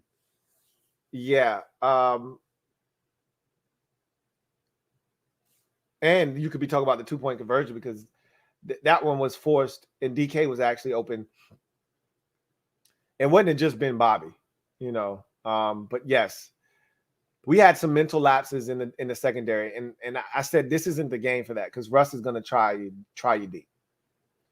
And we had the mental breakdown with the first deep ball to Tyler Lockett. We had another breakdown with another deep ball to Tyler Lockett. We had a wide open guy over the middle of the field, and Russ threw it to DK in double coverage. And so, yeah, we got away with some shit in this game.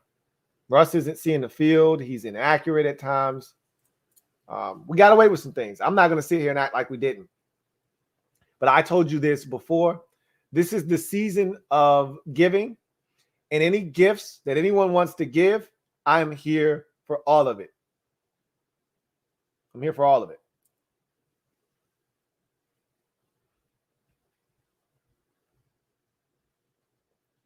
The great Watubi. Thank you for the super chat. Greatly appreciate you. Double up. Thank you for doubling up the great Watubi, who writes, sorry about spoiling the updates, but I get excited. Early line is Raiders 2.5 point favorites for next week. Raiders minus 2.5. No, don't stop spoiling it, okay? Other people need to see it. I know you're legit. Like, some people will be typing random shit in the comment section. Pick 6, and they're just saying it because they wanted to speak it into existence. I know when you say something, it actually happened. So, like, when you say something or Condo P says something, I'm like, okay, that legitimately just happened. don't stop, typing that stuff in there. Because again, I'm not the only person that is looking at these comments. There are people who aren't actually watching the game. They're somewhere else they can't watch, that you're giving them updates. So don't stop. But he says, early line, Raiders 2.5-point favorites over Washington. That's a good line. That essentially says if the game were played at a neutral site, it'd be an even money bet, essentially. We'll see if that line moves, because Darren Waller, their best player offensively, probably not going to play. Don't know if that'll impact the line. Vegas has already probably baked that into the line already. Nobody believes in us. Vegas doesn't believe in us. So it makes a ton of sense. I love it. Abner Duran, my guy Abner from Mexico. What's going on, my friend from the border? Abner, thank you for the super chat. Greatly appreciate you. Thank you for being a member of the MOBB. My guy Abner writes, what up, Lou? Late, but always here. Look, doesn't matter. Late, still great. Says, do you realize Heineke has already made his mark in the Washington football team in year 2 in this era? He says, next year might, I hope, have another name, and we'll remember him as that Washington football team quarterback who gave us hope. Even if he's not the starter moving forward, you're right. In this little 2-year stretch with the Washington football moniker that we had, the Alex Smith season and now the Taylor Heineke season, if this thing ends in a playoff berth, will go down as, first of all, if we make the playoffs, that'll be 2 years in a row for the first time since 1991, 1992 that we would have made the playoffs back-to-back years. That's saying something. So you start there. That would be Ron's first 2 years, playoff berths, and back-to-back years as well. So don't want to get ahead of ourselves. Don't want to put the horse before the carriage or the carriage before the horse, whatever the hell they say. All right. I don't want to count my chickens before they hatch. I do know that one. Or is it the apple before the cart? What does that even mean anyway? Don't know. Stop asking. But yes, Taylor Heineke is giving us hope. Especially when he plays like ultra, ultra, ultra, ultra. Didn't get that tonight. But as somebody said, I think it was 1/6 Devil Doc, I think. I hope I'm attributing this to the right person. We got Heine Genuine Draft tonight. And you can win with Heine Genuine Draft. It's not as good as Ultra, but you can win with Heineke Genuine Draft. Thank you for the super chat, Abner Duran. So good to hear from you.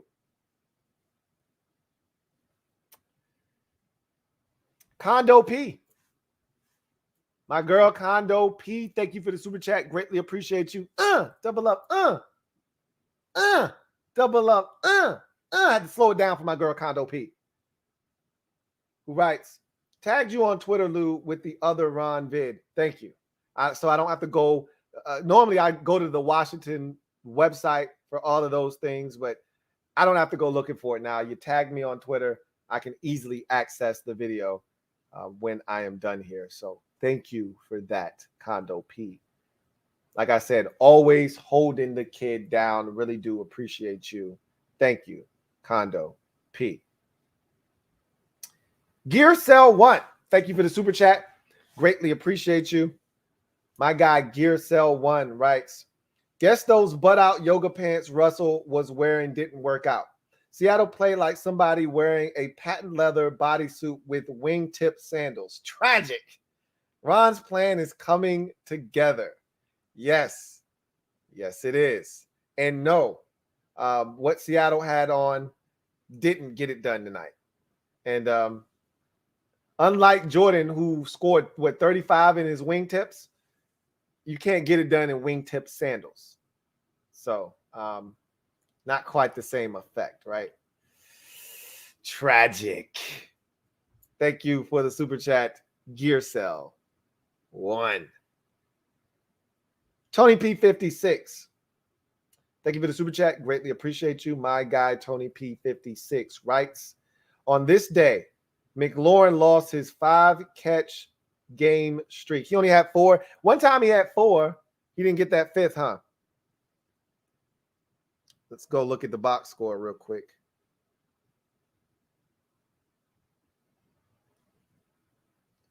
Nope, 4 for 51.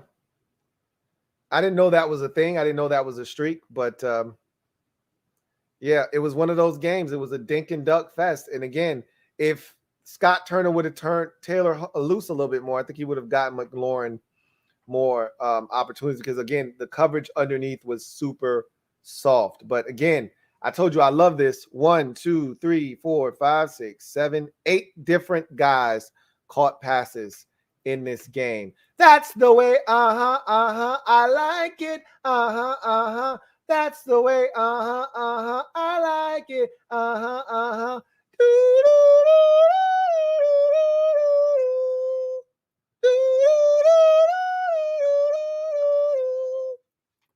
All right. I'm pretty sure Terry will take the win over the 5 catches in the game. Joe Rockhead J, thank you for the super chat. Greatly appreciate you. Thank you for doubling up. Double up. Thank you for doubling up, Joe Rockhead J, who writes, remember those fans who said we were going 2-15?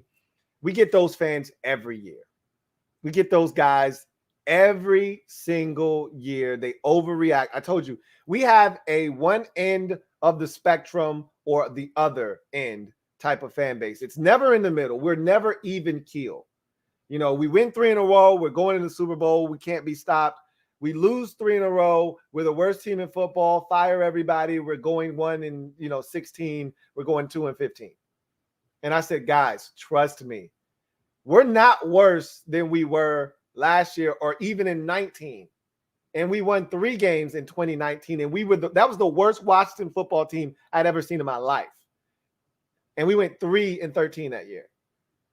Like, trust me, guys, we're going to win more games.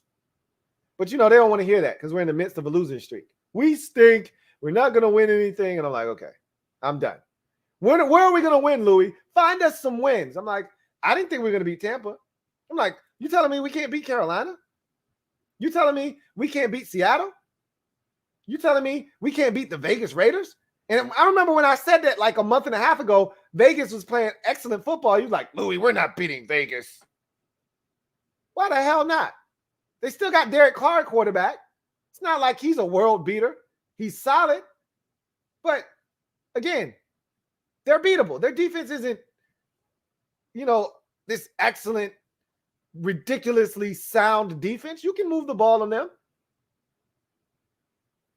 And then we got the division. I'm like, you telling me we're not going to beat anybody in the division? We're not going to win a single game in the division. Don't get me started on those 2-15 people, Joe Rockhead J. Don't get me started.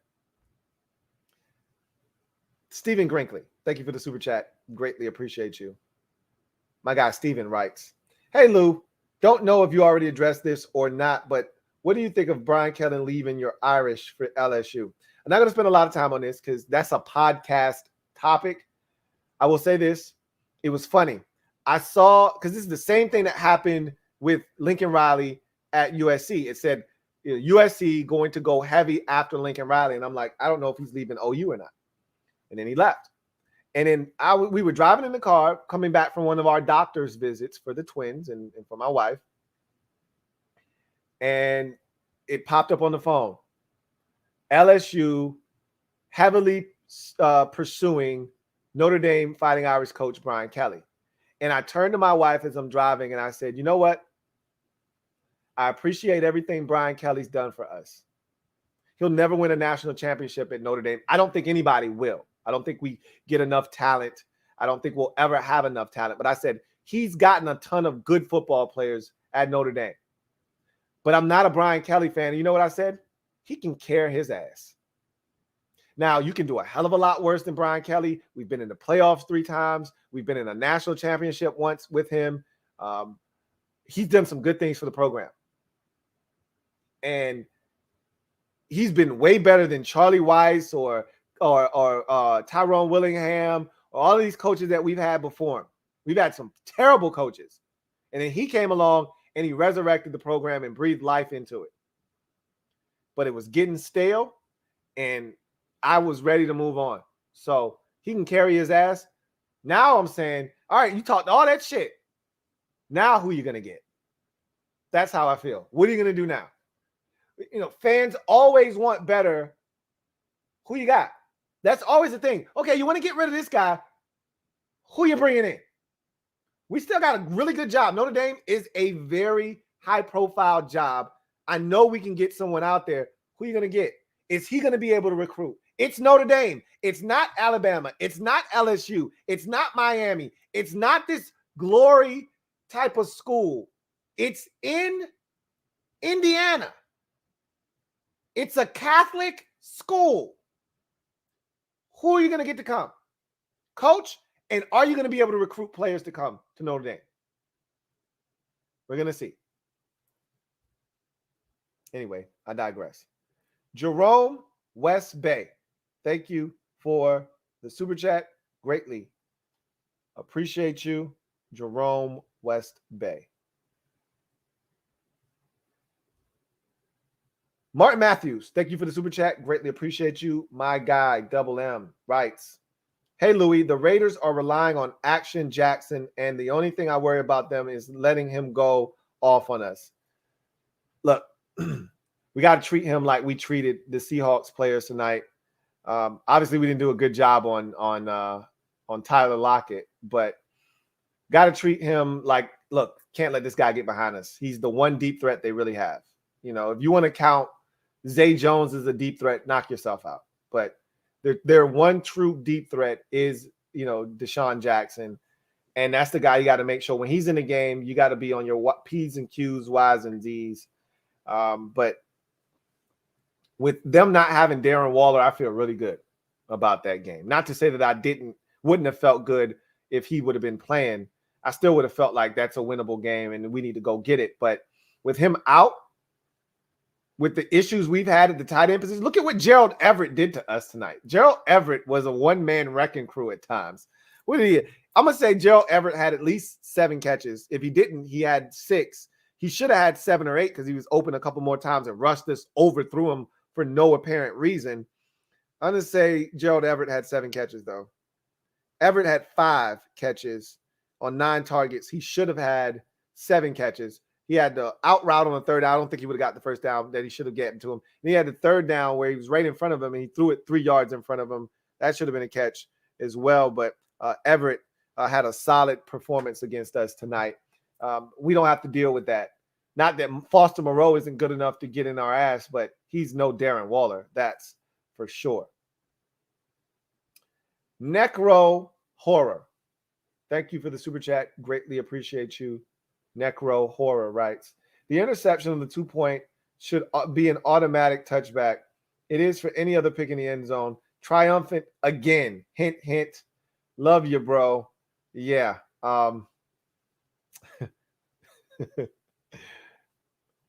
Yeah.